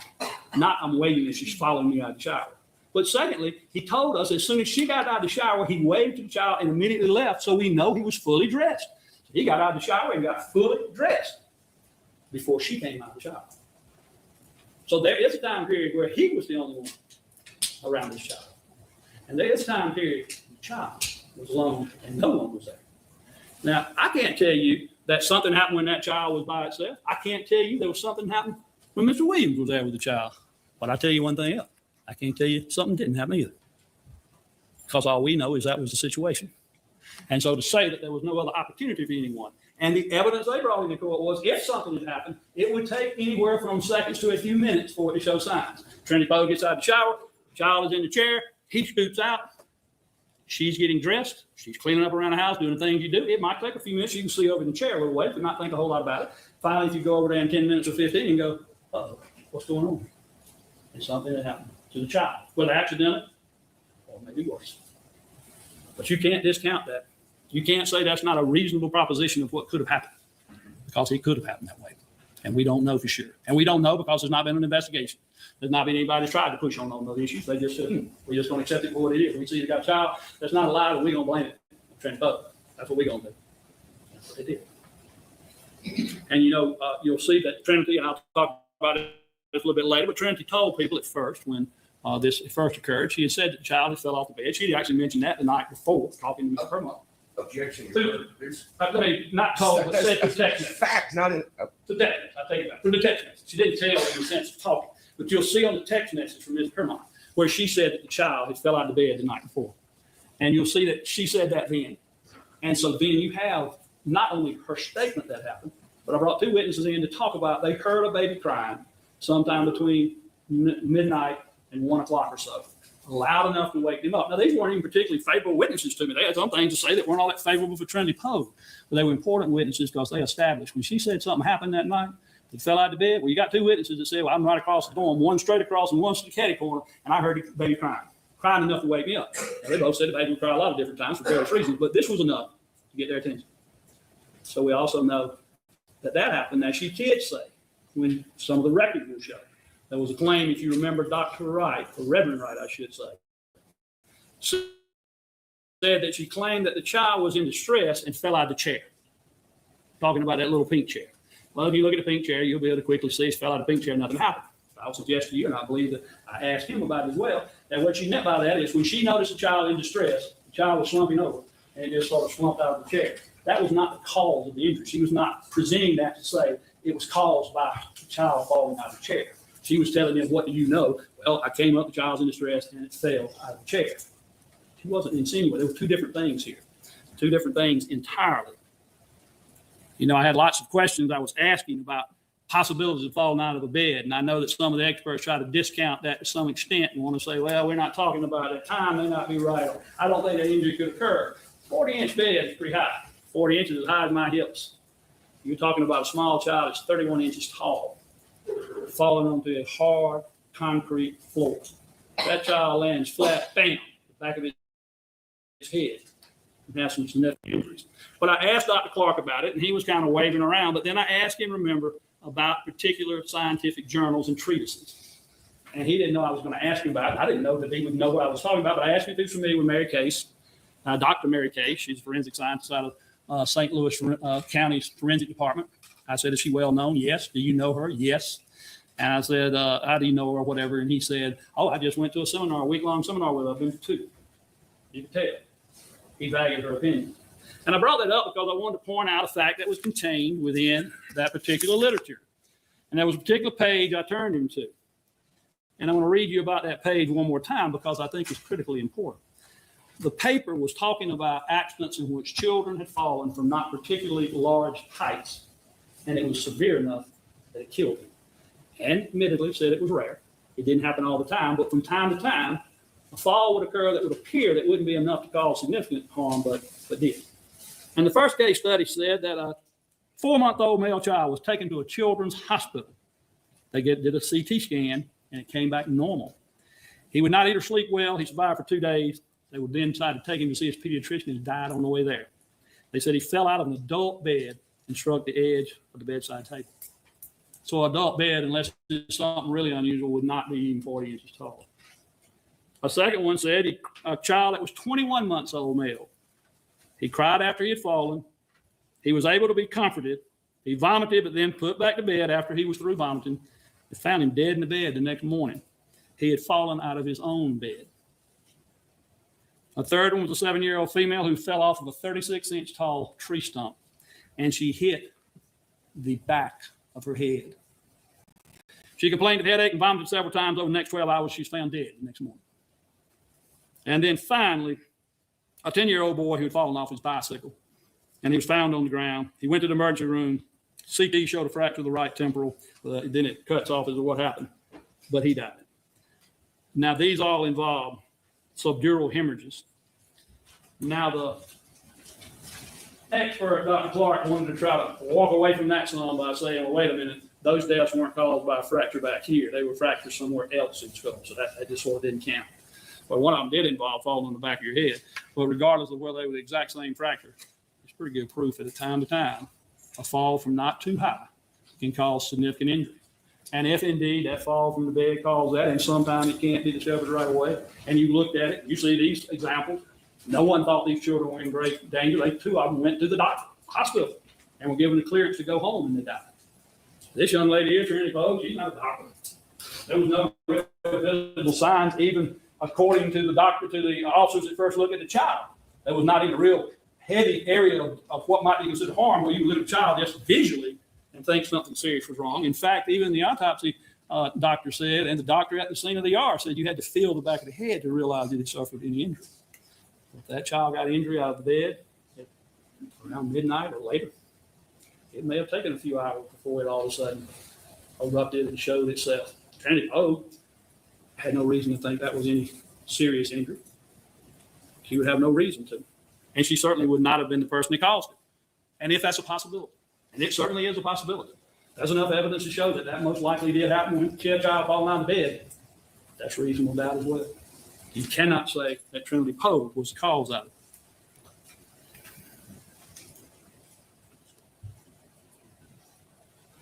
And I know, ladies and gentlemen, that you've heard some other things that you may have questions about Trinity Pogue's posting of certain text messages that are in evidence already. She was in an immature relationship at 18 years old with a 23-year-old man, and she made comments from time to time as they went back and forth with their up and down relationship that could have been said better. And she did say at times she did not like the child and those type of things. but never once has anyone said that they saw her in any way trying to in any way harm that child, including the father never said that. He never claimed that there was anything abusive going on. These were a matter of speech. It's much like if my wife were to go out shopping and come home and I thought she was buying a $100 coat and it was $1,000, I might call one of my friends and say, I could strangle my wife. She just bought a coat for $1,000. Do I mean I'm going to strangle my wife? Of course not. Poor language, perhaps, but just simply talking, in this case, mostly to Miss Kermont, who is her roommate, who is a person that she is very close with, who that she discusses her relationship. In fact, you will see in this thread of information on the text messages, you will see where in parts of this, Miss Kermont sort of agrees with her on stuff. He's talking about having trouble in State's Exhibit number 39, and she asked, is he sleeping with JD in your bed? And Trinity replies, probably. And she says, TRIN, that's so messed up. Make him get on the air mattress with his child.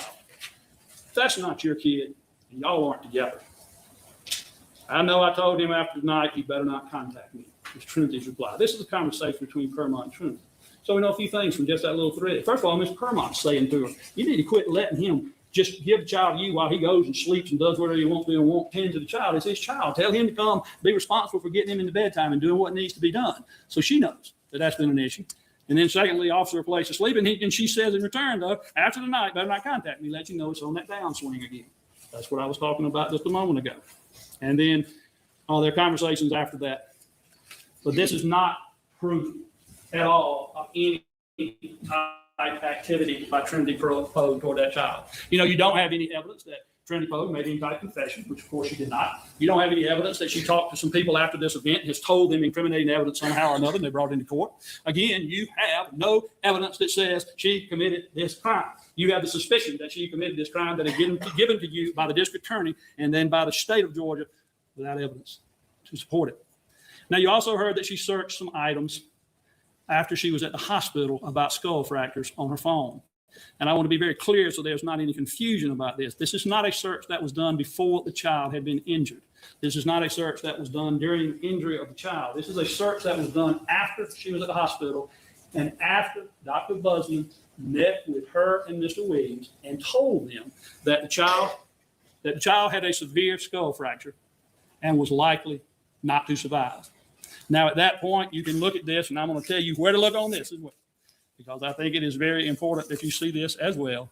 On those same documents, the one that's 1 through 39, the medical records, if you look at page 38 of 39, it has a colloquy that shows at 1:15 that afternoon, he spoke to the family to update the condition. That is when they meet and say, this is really serious. Trinity Pogue, an hour or more later, and then 3 or 4 hours later, did search terms about skull fracture. What does that mean? And how can a child have a skull fracture? That's very logical to assume you would do that. If someone told me my child had a skull fracture and I've seen nothing happen to cause anything to injure to the head, I would want to know, how can that be possible? And I might even say to myself, well, I know he fell off the bed. That high of the bed, but is it possible he fell off the bed and it caused it? And I would search. That is what happened here. This is not, again, the way the prosecution wishes to portray it.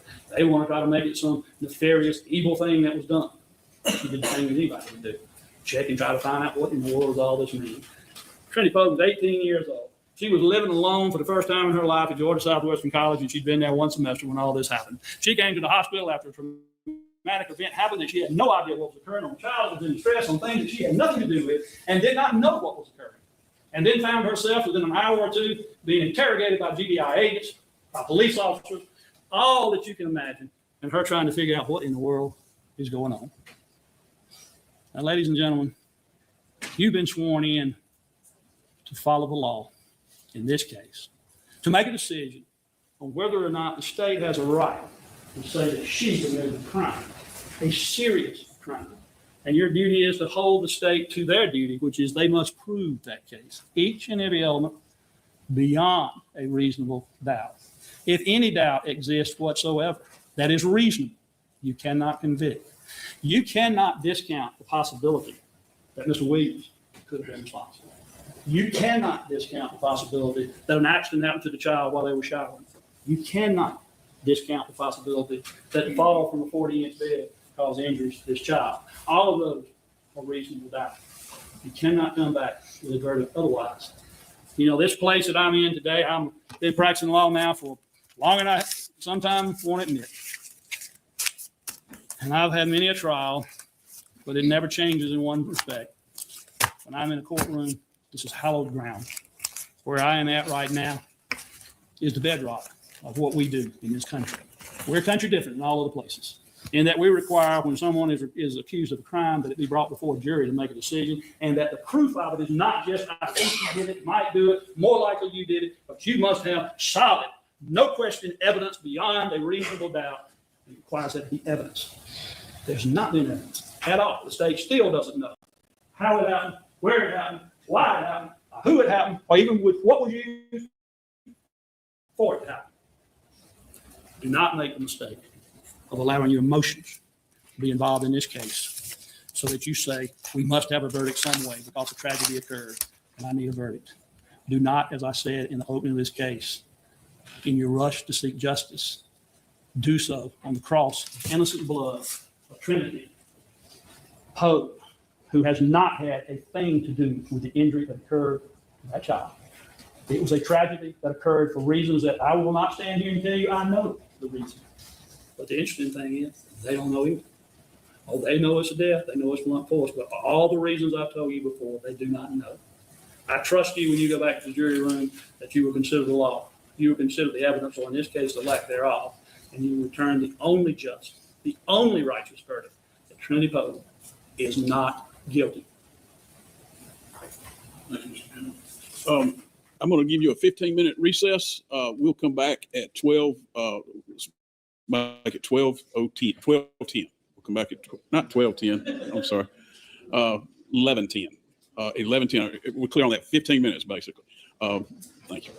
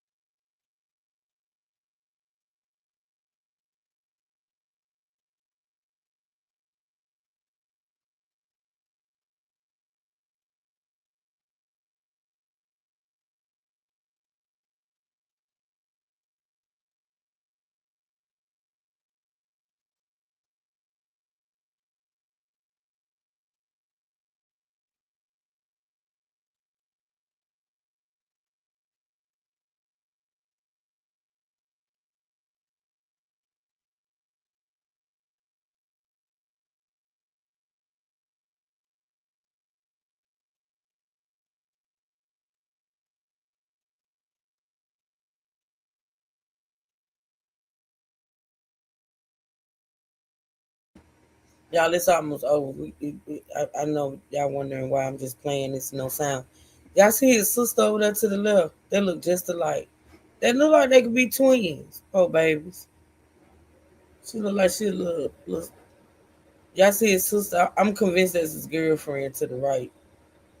But that's his little sister right there to the left. They look like twins. Okay, let's fast forward through this, y'all, so we can get to the verdict. Oh boy, Stuttering Stan gonna come back up for a minute. Then they gonna it's gonna be pretty much over. Gotta hurry up.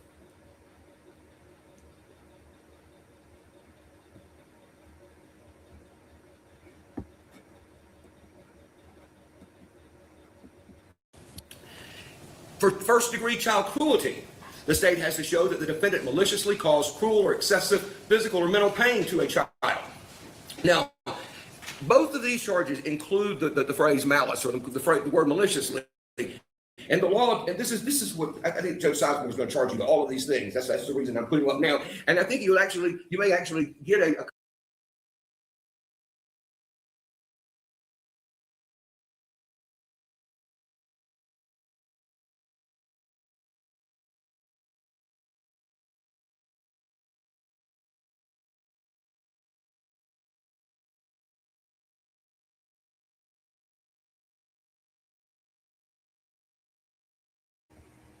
Look like he gonna be talking for another hour.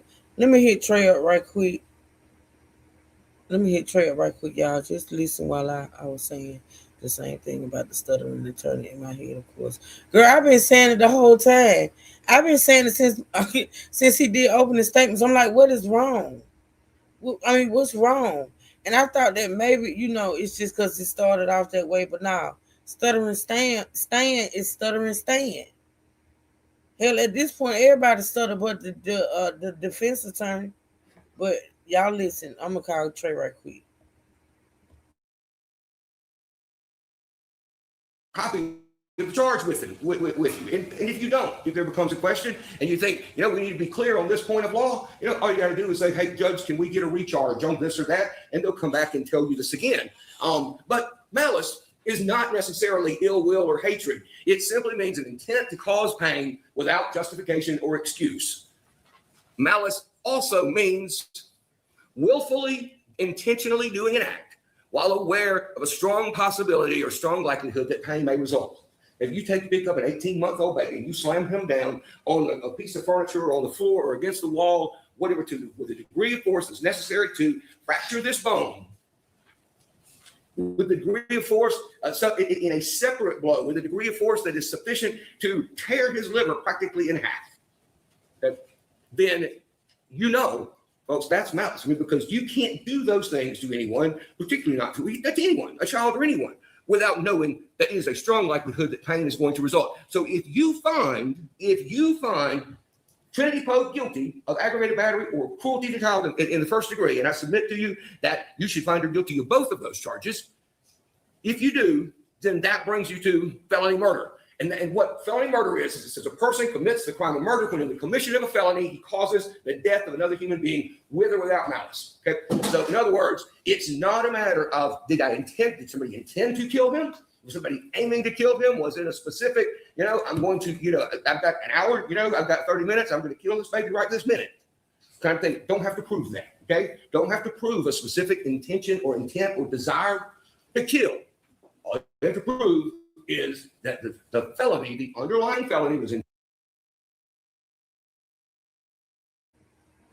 All right, all right, listen, we're going to try to finish this out by 11, right? So I'm a stuttering Stan doing pretty good with this rebuttal. But anywho, I'm going to speed it up a little bit, and it's going to go a little fast now. For anybody that's listening, right, and trying to keep up, if it's too fast for you to understand what he's saying, let me know and I'll slow it back down. But I want to slow it up just a little bit. Speed it up just a little bit more so we can try to get through with it in the next less than 45 minutes now. All right, so I'm gonna speed it up. Y'all let me know in the chat whether it's too fast and you can't understand.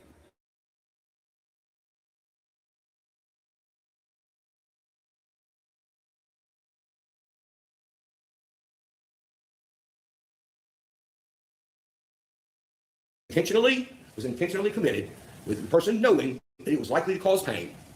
And if you do, then that leads to the finding almost necessarily.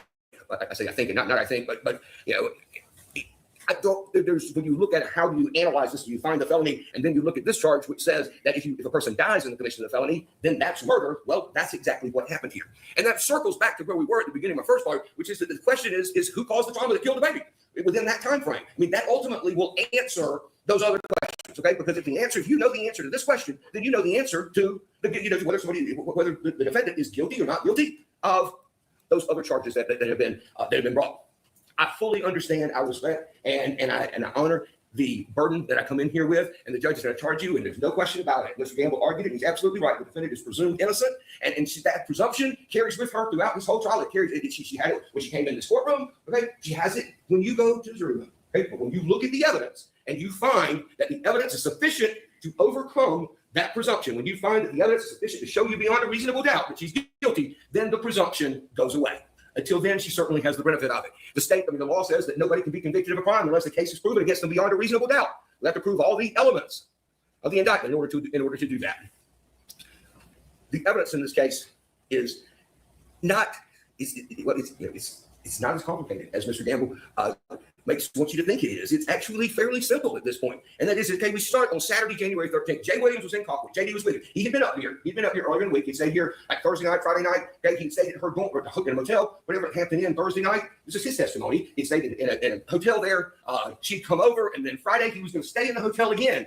And she came over, and when she came over that time, and she didn't want to stay. She said, because they're breaking up, she's breaking up, right? So she wants to leave. She wants to go. She goes back to the campus. And when he doesn't come with her to the campus, she calls him or texts him and lies to him about having been in a car wreck. She lies and says, I was in a wreck.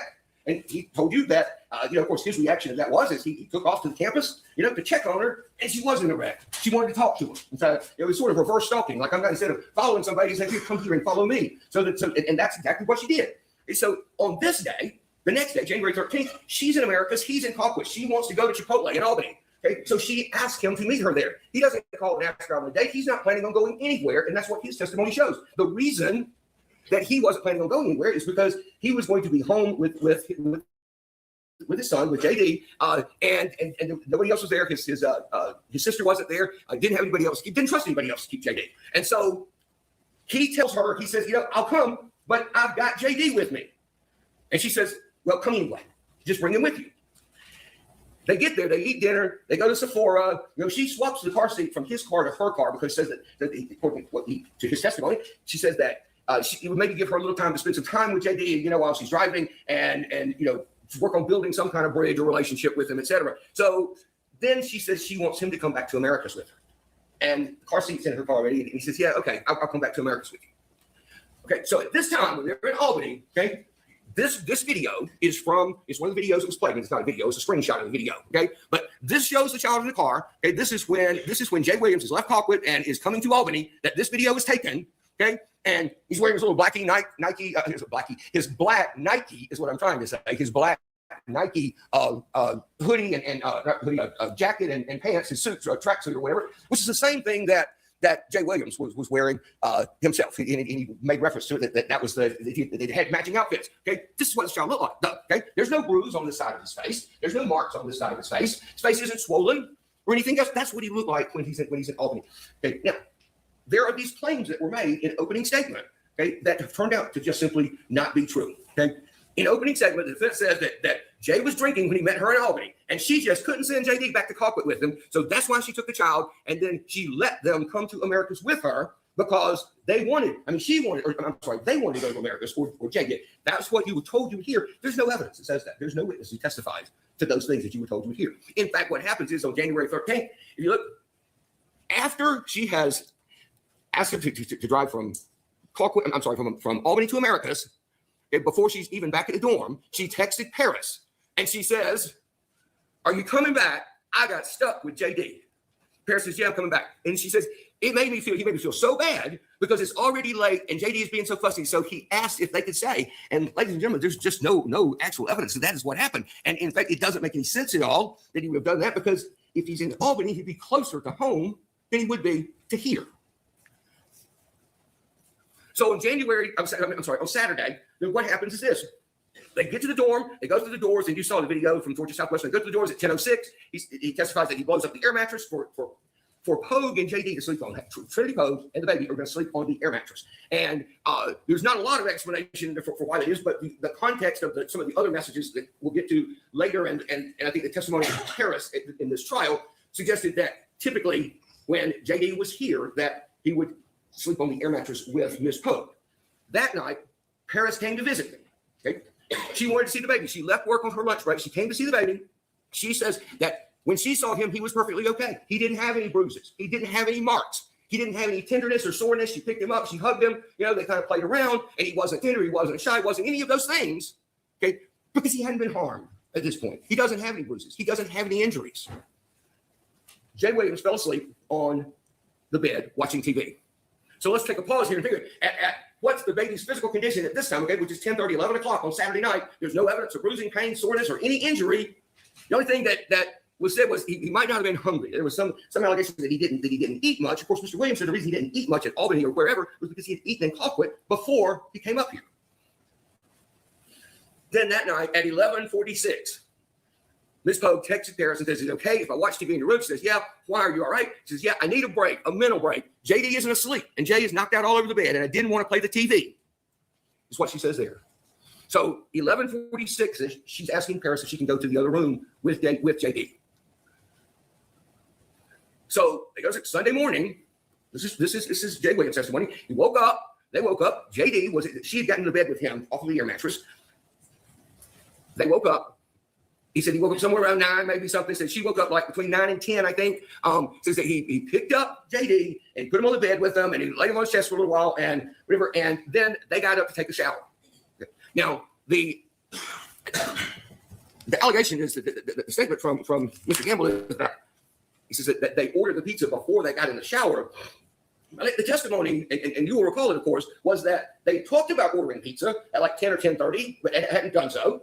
And then they ended up actually ordering pizza, a little while later. And whether it was before or after they got in the shower, they ordered the pizza, don't know, but it doesn't matter. Okay, he gets out of the shower, he gets dressed, he says goodbye to JD, he leaves to go to Walmart and Pizza Hut. And at the time he left, and at the time Trinity Pogue got out of the shower, they went back in the room. JD was in that pink chair watching Katuria, a kids show on TV, and had a Mountain Dew and some Fritos Twister chips. Okay, so when Jay Williams leaves at 11:55, what's the child's physical condition? Again, no evidence of bruising, pain, soreness, or any symptom of injury. He might not have been hungry. That didn't come out very clearly, but that's at his worst condition if you hear the evidence. Okay, he's gone from 11:55 to 12:30. When he's turning back into the parking lot, he got back-to-back calls from Pogue. She didn't tell him that anything was wrong with the child. What she did was she called and hung up, and then he said as he was parking, he was about to get out of the car, she calls back, and she's not talking to him. She hears him saying, JD, JD, JD. So he gets the pizza in the Walmart bags, and he goes into the college, into the dorm. You saw that on video as well. And if there's any portion of those that we can't send videos to the jury room because there's no way to play them back there. But if you should decide that you need to see them again, all you have to do is ask, and we certainly, the court will make arrangements for that. So he goes in the room, she's holding the baby.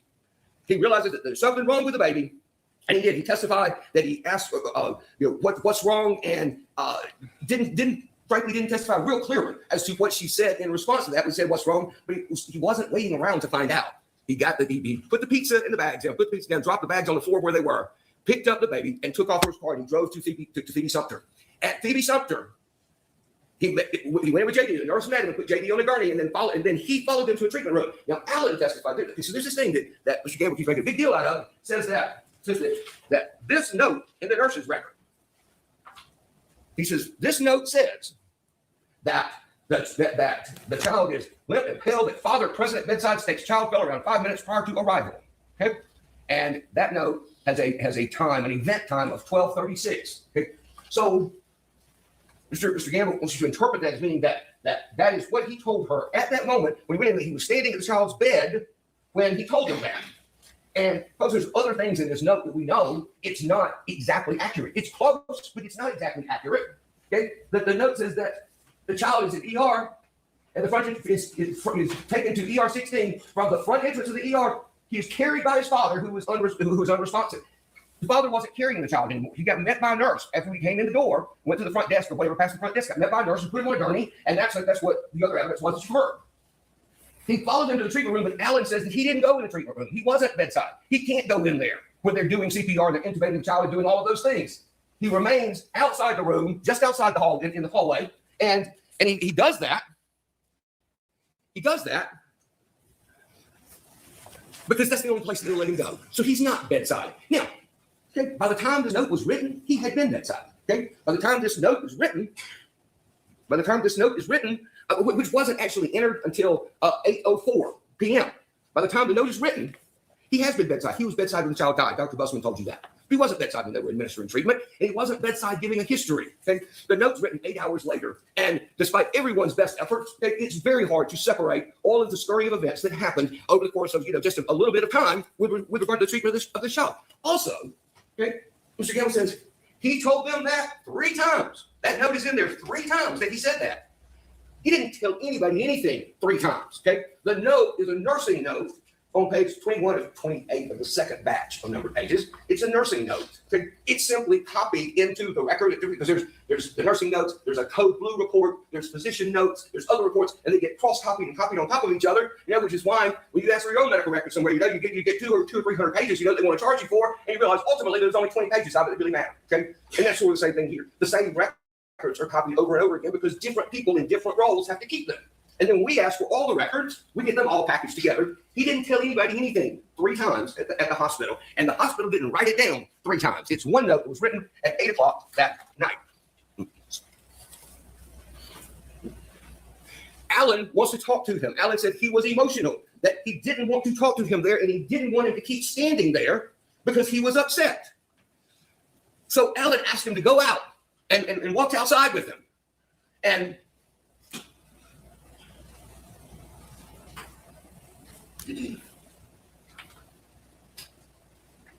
Alan asked him to go outside, and he does. He told Alan, according to Alan, he told Alan that Pogue had told him that JD had fallen out of a chair. Pogue got there, and she told Alan that JD had fallen out of the chair. She specified it was one of those round beanbags, or at least he interpreted it as a round beanbag style chair. And she says he was eating chips and drinking juice, and she heard him fall over out of the chair. Not that he just simply slumped down, but she heard him fall over and hit the floor. Okay, that's what she tells Alan, not what Williams tells Alan. I mean, it's the same thing Williams told him, but it's not. But it's not his words; it's her words. Okay, there's a reality to what we do when people go back and you look at records and you look at notes and you look at reports, okay, from 2 years ago, and you ask people, you say, okay, I need you to remember line by line and word by word, second by second, minute by minute. Okay, did you tell me what did you say? What did they say next?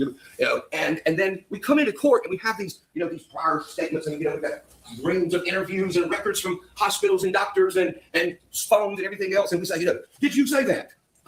Yeah, I said that. And they know people knows they said it. They know they said it at some point back there. If you ask me, if I said it to this person, and then you ask me, did you say it to that person? Well, 2 years later, it might be really easy to say, yeah, that's what I told him too. Because it's kind of hard to delineate those things, and that's just the reality of the memory. Okay, that's the reality of the memory. Whether you're in a courtroom or you're sitting around, on Christmas Eve with your family, and you start talking about something and say, remember when so and so, and you realize that nobody there remembers it the same way you do. Okay, and you end up, like you have, people just like, no, it wasn't. That wasn't on Christmas. That was on Thanksgiving, and it wasn't that year. It was the year before. And so the reality is that the only person who had information about what happened to this child was Trinity Pogue, and she's the one who told Alan what Jay Williams testified to. Okay, what Jay Williams testified to, which is different than what Alan testified to, no doubt. Okay, what he says is that she was there and she told Alan in his presence, and that's where he heard the chair story from. In any event, ladies and gentlemen, the evidence as a whole shows you that it's Pogue who is promoting that story, not Alan. Not Jay Williams. I'll go ahead and address it now. I'll skip it later. He says, but ask him, did you tell Samantha Ford that you knew, did you tell her what happened? And he says, yeah, I told her what happened. I'm sure I told her what happened. And it's like, okay, well, what did you tell her he fell out of the chair? Yeah, I told him he fell out of the chair because that's what he told other people once he had heard it from her. But then he instead of getting the statement, the interview that Ford had done with Jay Williams, okay, what Mr. Gamble does is instead of showing the interview and saying, look, do you want to refresh your memory about this? Be sure that what you said. He doesn't do that. Okay, he's charging him with being able to have in his brain the knowledge of what he said in a 2 hour, I think it was an hour 45-minute long interview on the day that his child died. Okay, so in the 8 hours following the time that Jay Williams found out that his baby was dead, he spends 4 of those 8 hours at the America's Police Department sitting in waiting rooms or interview rooms. He spends most of that 8 hours sitting there. He spends 4 of those hours being actively questioned by Agent Ford. Okay, so did you tell her that without showing him the interview, without showing him the statement, without letting him look back over it and say, I don't know let me see exactly what I said in that 2 hour interview. And Mr. Williams says, yeah, I told her he fell out of the chair because that's what he had been told, and that was the only information he had ever had about what happened to his child. He told Coroner Wright that Pogue had told him that JD fell from a chair. But Pogue also told Coroner Wright that JD fell out of the chair, that he was in a chair eating chips and he was in distress and fell from the chair. She told Wright that Jay had been gone for 5 to 10 minutes at the time the fall occurred. That is the sum and substance of the evidence of the people who have testified in this trial, based on their memories, based on their reviews of records, etc. That is the sum and substance of what the direct evidence is about the events of that day. But it's not just direct evidence, ladies and gentlemen, that you make decisions on. And the court is going to talk to you about circumstantial evidence. Okay? What circumstantial evidence is proof of facts or circumstances, actually by direct evidence, from which you can infer other facts that are reasonable and justified in light of your experience. Sort of like if the child gets his head bashed in and his liver busted 20, 30, 15, 5, 35, 33, whatever, minutes before the doctor sees him, and he's 18 months old and he's in a dorm room on the GSW campus and there's only one person in the room with him when it happens, well, those are two direct facts, okay? Those are not circumstantial, those are two direct facts. And the circumstantial evidence is when you take those two direct facts and you make the inference, which is under these circumstances, the only thing that reasonably could have happened was this. This is really important. Judge Sizemore was going to tell you that the law does not require more or greater certainty by you if you're returning a verdict based on circumstantial evidence rather than on direct evidence per se. Okay, and that's because there is no rule that either circumstantial or direct evidence is stronger than the other. The comparative weight of the evidence is an issue for you to decide, just like it is if it's all circumstantial or it's all direct, if it's all testimony or it's all documents, if it's all video or it's all audio. Ultimately, it's up to you to make the decision as to what the evidence means and what conclusions you can draw from it. So you take those things into account, you think about it this way, you say, okay, now we know some facts, we know some direct facts. So what are the conclusions that can be reached from the direct facts? Well, I've suggested to you that there's only two possibilities, okay? One is that it's accidental trauma, that's a possibility, or that it is inflicted trauma. That is that those are the only two possibilities. But accidental trauma, ladies and gentlemen, is not a realistic explanation. It's not even close to a realistic explanation in this case. It's not a realistic explanation, well, for a whole bunch of reasons. Okay, it's not realistic because you would say, how many times you fall off the bed now? Well, I get this bruise and these bruises and these bruises. Okay, and they're not just bruises. Okay, I'm not picking them up and showing them to you again. Right? But you saw the medical examiner showed you. I mean, when they like you're looking at the scalp on either, the skull on either side. Okay, there's brain bleeds here, and there's hematomas here and here and here, and then there's bruises here and here and here, and those things don't all come at one time. Those don't come from one fall. Maybe if you fall off the side of a mountain, and you roll 500 feet, bouncing every which way, you might bruise your whole body. Okay, they might occur in one event or at one time if you're in a car wreck, and there's one impact and you get impacted from every angle.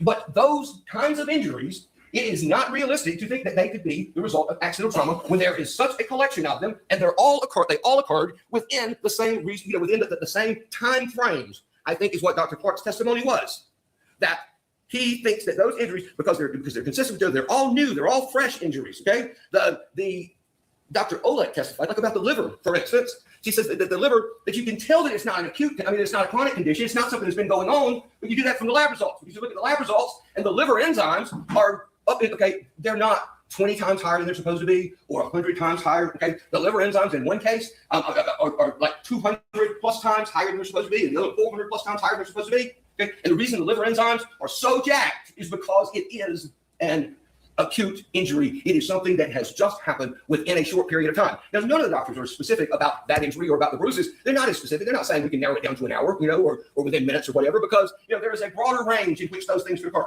But when they are there, when they aren't there, and then suddenly they are, and when they are there, they are in the presence or they're associated with or in addition to an injury that can be timed or dated, then you know that they almost certainly occurred all at the same time. Accidental trauma. Talks about falling off the bed. The only evidence in this trial of a fall from a bed, okay, all of it, the whole total of all the evidence. Nobody was told by Trinity Poe at the hospital that fell off the bed, that the baby fell off the bed. Jay Williams wasn't told that he fell off the bed. Okay, the police officers that she ran across at the hospital weren't told that she fell off the bed, that he fell off the bed. Dr. Bussman said that he remembers, he said he didn't have a specific, he said he didn't know if there was a specific note, but he didn't remember for sure, if she said chair or what, but something about a fall. And he says, all I know is that when I asked her about it again a few minutes later, she completely changed her story. Okay, that's what Bussman told you. And that's not Bussman going back and looking at notes, okay, that are recorded by somebody else, et cetera. Okay, that's Bussman's memory. He says, I can't tell you what the stories were, but I can tell you that it changed significantly from the first time I talked to her to the second time I talked to her. Okay, so the only evidence of a fall off of a bed is this. I'm sorry. I think I skipped something here. So you saw the message earlier, and I may have it out of order. And if I do, I'll apologize for that and try to do better next time. But you saw the text. You've heard it already, where she says that she told Jay to get on the bed, or she put the baby on the bed with Jay, and Jay let him roll off the bed. And she says he's okay, he's fine. Okay, so at least she says he's fine. But her next text to Paris about what happened is this. Paris, this is when she's at the hospital. Paris says, did they say what happened or why they think that? She says, he hit his head at some point. I don't know. They won't give us much information. And Paris says, wait, didn't you say he fell off the bed last night? And her response is, I don't know. I was asleep. She doesn't know if he fell off the bed. That's what she tells Paris the next time the topic is raised. I don't know if he fell off the bed. I was asleep. The next thing she tells Paris is 3 hours later when they're talking about the skull fracture. Paris says, you texted me last night and told me he fell. That had to be it. And Trinity Poe's response is, but that was only off the air mattress. And the air mattress wasn't far from the ground. I can't text about it anymore. I don't know what's going to happen to me. So you have the one text, which is the only evidence of a fall from the bed. And in the next two text messages concerning that matter, Trinity Poe says, I don't know if he fell off the bed because I was asleep. Oh, and he just fell off of an air mattress, rolled off of an air mattress. Not only that, but the timestamps, and I think this testimony was in earlier. Okay, the message about he fell off the bed was at 11:57 p.m. on Saturday night. Okay, at 12:02 and 12:04, and I will tell you that I'm not 100% certain which one of those two videos that this screenshot comes from, but it's from one of those two, either at 12:02 or 12:04. Okay, either not, maybe more than 10 minutes after the child fell off the bed, but it is 5+ minutes since she sent the text saying he fell off the bed. Okay, that is the state of J.D. Angeles. Okay, and you saw the video in court. That's a screenshot, of course. And you look at it, ladies and gentlemen, and there is no big fresh bruise on the corner of his forehead. And he's sitting up, and he's drinking out of a sippy cup, and he was holding on to her hand and playing, as you saw in the video. Dr. Oleg, okay, who's also not affiliated with the GBI or anyone else, I mean, other than her own practice, Dr. Oleg told you that there is zero possibility that following this injury, the child could be doing these very things. The nature and extent of the injuries can't be explained by a fall from the bed. Too many injuries, too serious. They don't happen like that. And Mr. Hughes says, he's like, Dr. Clark, you just can't trust Dr. Clark. Now, he works for the GBI. He works for the crime lab, which is true, which he is technically an employee of the GBI. He says, you can't trust Dr. Clark. Because Dr. Clark's going to say whatever they want to say, I guess. It's when he's implying. So, Dr. Clark does autopsies, right? Sometimes the autopsies are, this is a natural death. This is a heart attack. Sometimes the autopsies are, this is an accidental death. Sometimes the autopsies are, the death is unknown, it's unexplained, okay? And in those, he doesn't get called to testify because nobody's being prosecuted for murder. Okay? The only time he gets called to testify for murder is when he made the finding that this evidence establishes that this was a murder, okay? He doesn't get called to testify in a murder case because we decided that, we got a murder case. Well, hell, what are we going to do? Let's call Dr. Clark. That's not how that works. He does the autopsy. He did the autopsy 3 days after the child died. Okay, issues a 6-page report, orders all kinds of stuff. Okay, comes into court, and we're going to call him, right? We're going to call him to testify because his actual live in person with his hands and a scalpel findings were that this child was murdered. So of course we're going to call him. So Mr. Gamble says, he says, but Dr. Clark ain't slick as he thought he was. He says, I got him good now. I had this article. He got an article. Where's he going to find the article? Is that up here? I don't know the deal. I think it back and couldn't send it to the jury, so I can get it. It's all right. Okay. This is the thing about the article. Dr. Clark said, well, give me a minute, let me read it. We took a little recess. Okay, he read the article. Mr. Gamble comes back and he says, 4-year-old child in Chicago fell off of an adult bed. Died 2 days later of an epidural hemorrhage. 9-month-old in, Portland, fell off of a table, suffered an injury, was taken to the hospital and they did not have any findings. Died 2 days later from brain trauma. And Dr. Clark says, he says, I'm not only familiar with Dr. Case or whatever her name is. He said, I'm familiar with her. I'm familiar with the article. I'm familiar with, he knows the other doctor too that's cited in there, Omabo or whatever his name was, who she cited. Okay. He says, I know these people. Okay. And I know this article. Now that I've looked at it, he says, they're talking about epidural hemorrhages. Okay. An epidural hemorrhage is entirely different than a subdural or subarachnoid hemorrhage. And he explained on the stand, and I hope that you got it because, frankly, I probably didn't understand it well enough to try to repeat it to you. But basically, there's different layers between the, from the skull to the top of the scalp. There are different layers. There's the galeal layer, which is the fibrous tissue that's immediately attached to the skull, and then above that, there's the dura and the something and something else. Okay, and you can have brain hemorrhages. You can have hematomas that result. and they occur in different levels, and depending on what level it occurs on, it's subalveolar or subarachnoid or subdural or whatever. The article was only about epidural hemorrhages, and he said we had a very small epidural hemorrhage in this case. The significant ones were subdural, subarachnoid, and subalveolar. Okay? Article has nothing to do with the facts or the circumstances of this case. Furthermore, you go to the next section of the article, and it says that in almost all cases of subdural hemorrhages in a child, it is the result of abusive head trauma, which is exactly what it is a result of right now, in this case. How many times do you fall off the bed?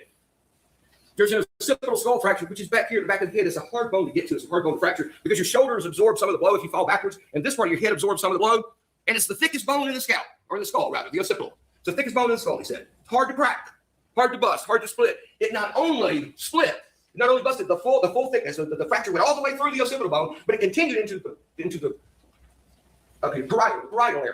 Okay? Now, Dr. Clark didn't call it a parietal fracture. He called it a separation of the lambdoidal suture, okay, which is where the two pieces of the skull come together over here. Right? And the reason he called that is because it was on the suture line. Okay? But the sutures, they all develop at different times. The sutures solidify, they come together and ossify in the bone at different times in different children, different ages, and depending on where it is in the head. But since this was bone, okay, it was just on the lambdoidal line. Okay? The other doctor who did the X-ray, and this is what Jill Oleg testified to, she said it's an occipital and parietal fracture. Okay, but in any event, the fracture goes from here all the way up here. There's bruises on the face side in front of the head. There's a lacerated liver and a lacerated adrenal gland. He didn't have any of these conditions or injuries when he got to Americas on Saturday night. So you fall out of a chair, right? That's the we went from falling off the bed to falling out of a chair. And I will tell you the same thing that I told you about the other fall, because it's just as applicable. The nature and extent of the injuries cannot be explained by a fall from a chair, particularly not a fall from this chair. That chair, the part that you would fall over, okay, it's only 13 inches off the floor. Okay, so if you fell over that, the only way you could fall out of that chair is to fall forward. You can't fall backwards in it. I mean, y'all, everybody here probably has seen one of these chairs or something like it before, I bet. And the kids probably have had one and all that. And it's a big fluffy. Probably is kind of a beanbag. I mean, the cushion's beanbaggy. It's not a whole beanbag here. The cushion's beanbaggy. It's a big fluffy thing. Okay, when you sit down in it, okay, the way it's shaped like a dish, you sit down and you basically sink into it. Okay, you couldn't turn the thing over backwards. If your life depended on it, not from inside of it. Okay, and if you fell forward out of it, even if you were only 18 months old, if you fell forward out of it and landed right square on your face and busted your forehead and did this and that and knocked out an eye and all kinds of things, you still wouldn't fracture the parietal bone and you still wouldn't fracture the occipital bone. If the injuries cannot be explained by falls, the only realistic possibility is that this child was a victim of inflicted trauma. Okay? This is not another explanation. I mean, it's either accidental or it's inflicted. And if it's accidental, if it's not accidental, it has to be this. And if it has to be this, if it's this, then it has to be by who is the question. Okay? So, Jay Williams. Did Jay Williams inflict the trauma on this child? That's one hypothesis he offers. Okay? I was kind of stunned by this one. The other possibility he offers is, JD himself, he's active, climbing, growing, 18-month-old baby. He might have done this himself. There's no telling what he climbed up on and fell off of. I'm serious, that's what he said. He said that to you. Like, you don't believe that? Like this child, if somebody had come out of that bathroom where they were, okay, and the child had been laying face down, not breathing and unconscious and in respiratory arrest and with brain fluid seeping out of his mouth and his nose, okay, if you've been laying like that face down, on the side of the desk over here, and that was the only injury he had, sure as heck, it could be accidental in that case. Yeah, it might be. But to think that the kid climbed out of, it's too dumb for me wasting more time. I'm running out of time for me just wasting more time talking about. A kid did not climb on anything and fall off and hurt himself. So the only other option, the only other person is Trinity Pogue. Now, I'll grant you that this case depends in significant part on the credibility of Jay Williams. It does. Every case has witnesses. Some witnesses are more important than others. Some witnesses are essential to a case. Some witnesses, they're kind of interchangeable. You can use this one or that one, whatever, to prove whatever you're trying to prove.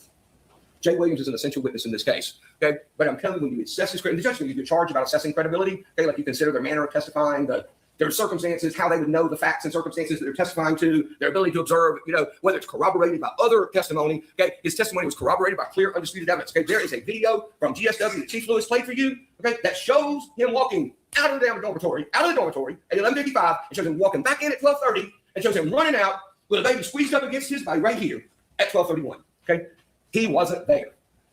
Not only that, said he's going to get a pizza. Well, how about this? There's pizza, okay, right there on the end of the bed. He's going to Walmart. Well, there's Walmart bags, and there's stuff in the Walmart bags. And reach in, and you take it out, and you take a picture. And I'm not.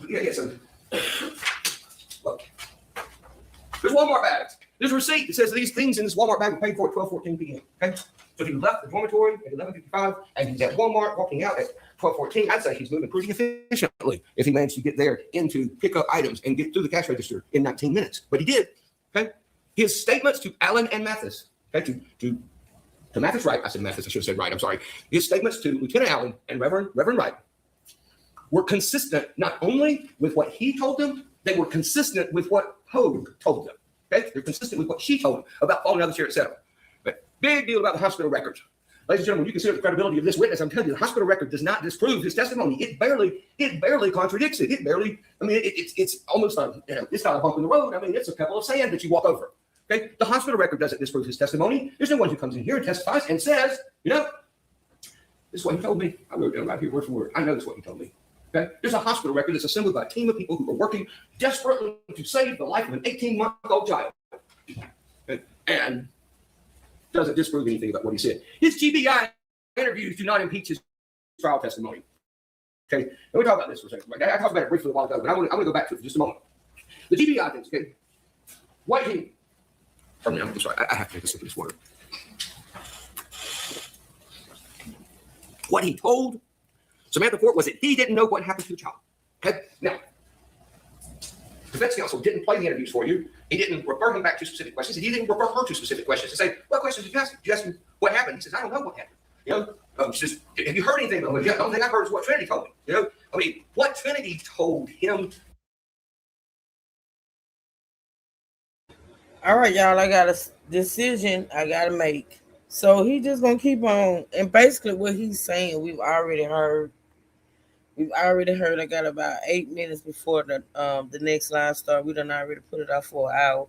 So I'm going to go straight to the verdict just because I want y'all to see the verdict. If you want to see anything that happened between this point and the verdict, you can always go back to Court TV and check it out. But what True going to do right now is get to the verdict because that's what we're here for. So he's going to basically talk for another 20, 30 minutes. And then the judge is going to give the jury their instructions. And then that gets us to the verdict. And I do want to, because this is the last day for this right here. We're going to skip to the verdict. And like I said, if y'all, was caught up in what he was saying and want to hear the rest of what he was saying, you could always go to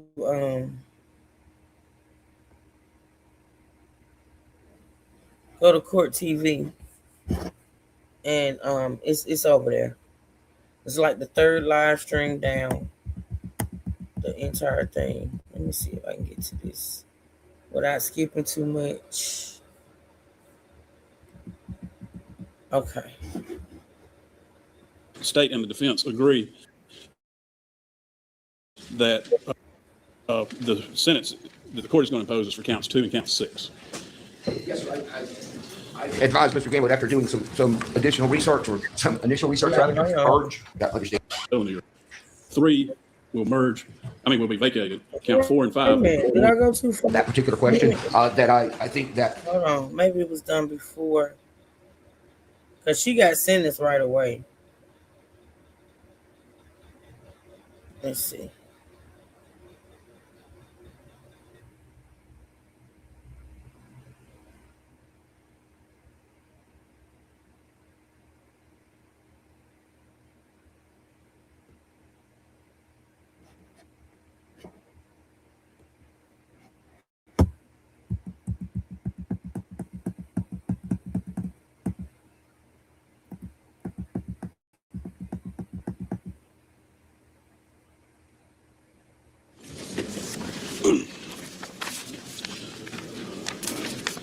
All right, we're going to address sentencing. Before we do that, I want to see if there's any disagreement. Okay, that's sentencing. I need the verdict.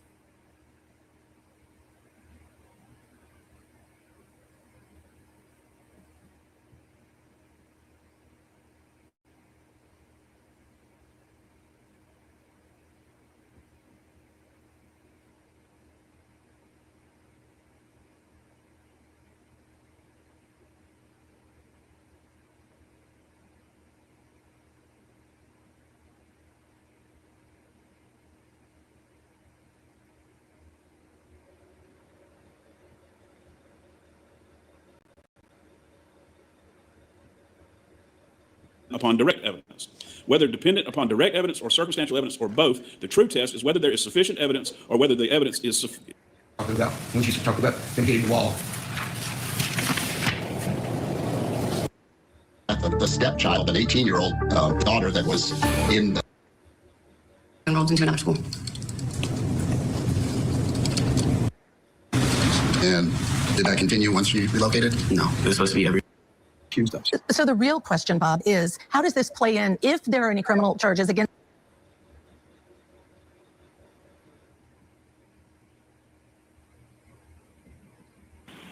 Am I saying that right when I refer to record number 42? Do you understand what I'm talking about? Yes, sir. Thank you. All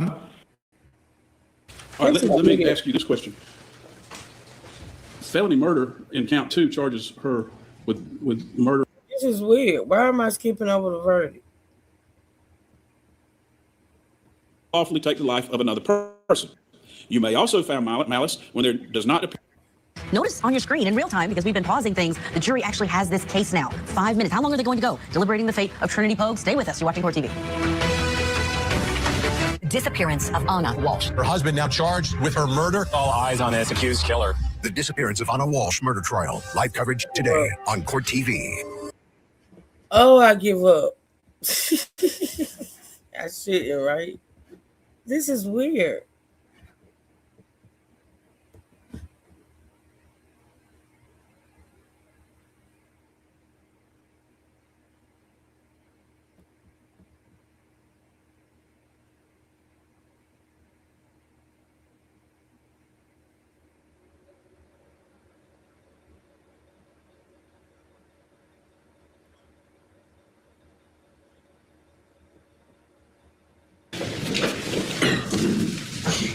All right. I agree with what the judge did, Michael. He simply said to the jury, when you're asking was one of the charges for the head and one for the liver, you have to refer to the indictment that sets out those charges, as well as the jury instructions, which explain what the law is that the jury has to apply. Yeah, it's interesting because the way our system works, you would think. And she crying. Shit. Chad, if you'll pass this down, please pass this down to the lawyers. Okay, here we go. They will let you all review the verdict form and let me know if there's anything else that either of you are asking me to consider.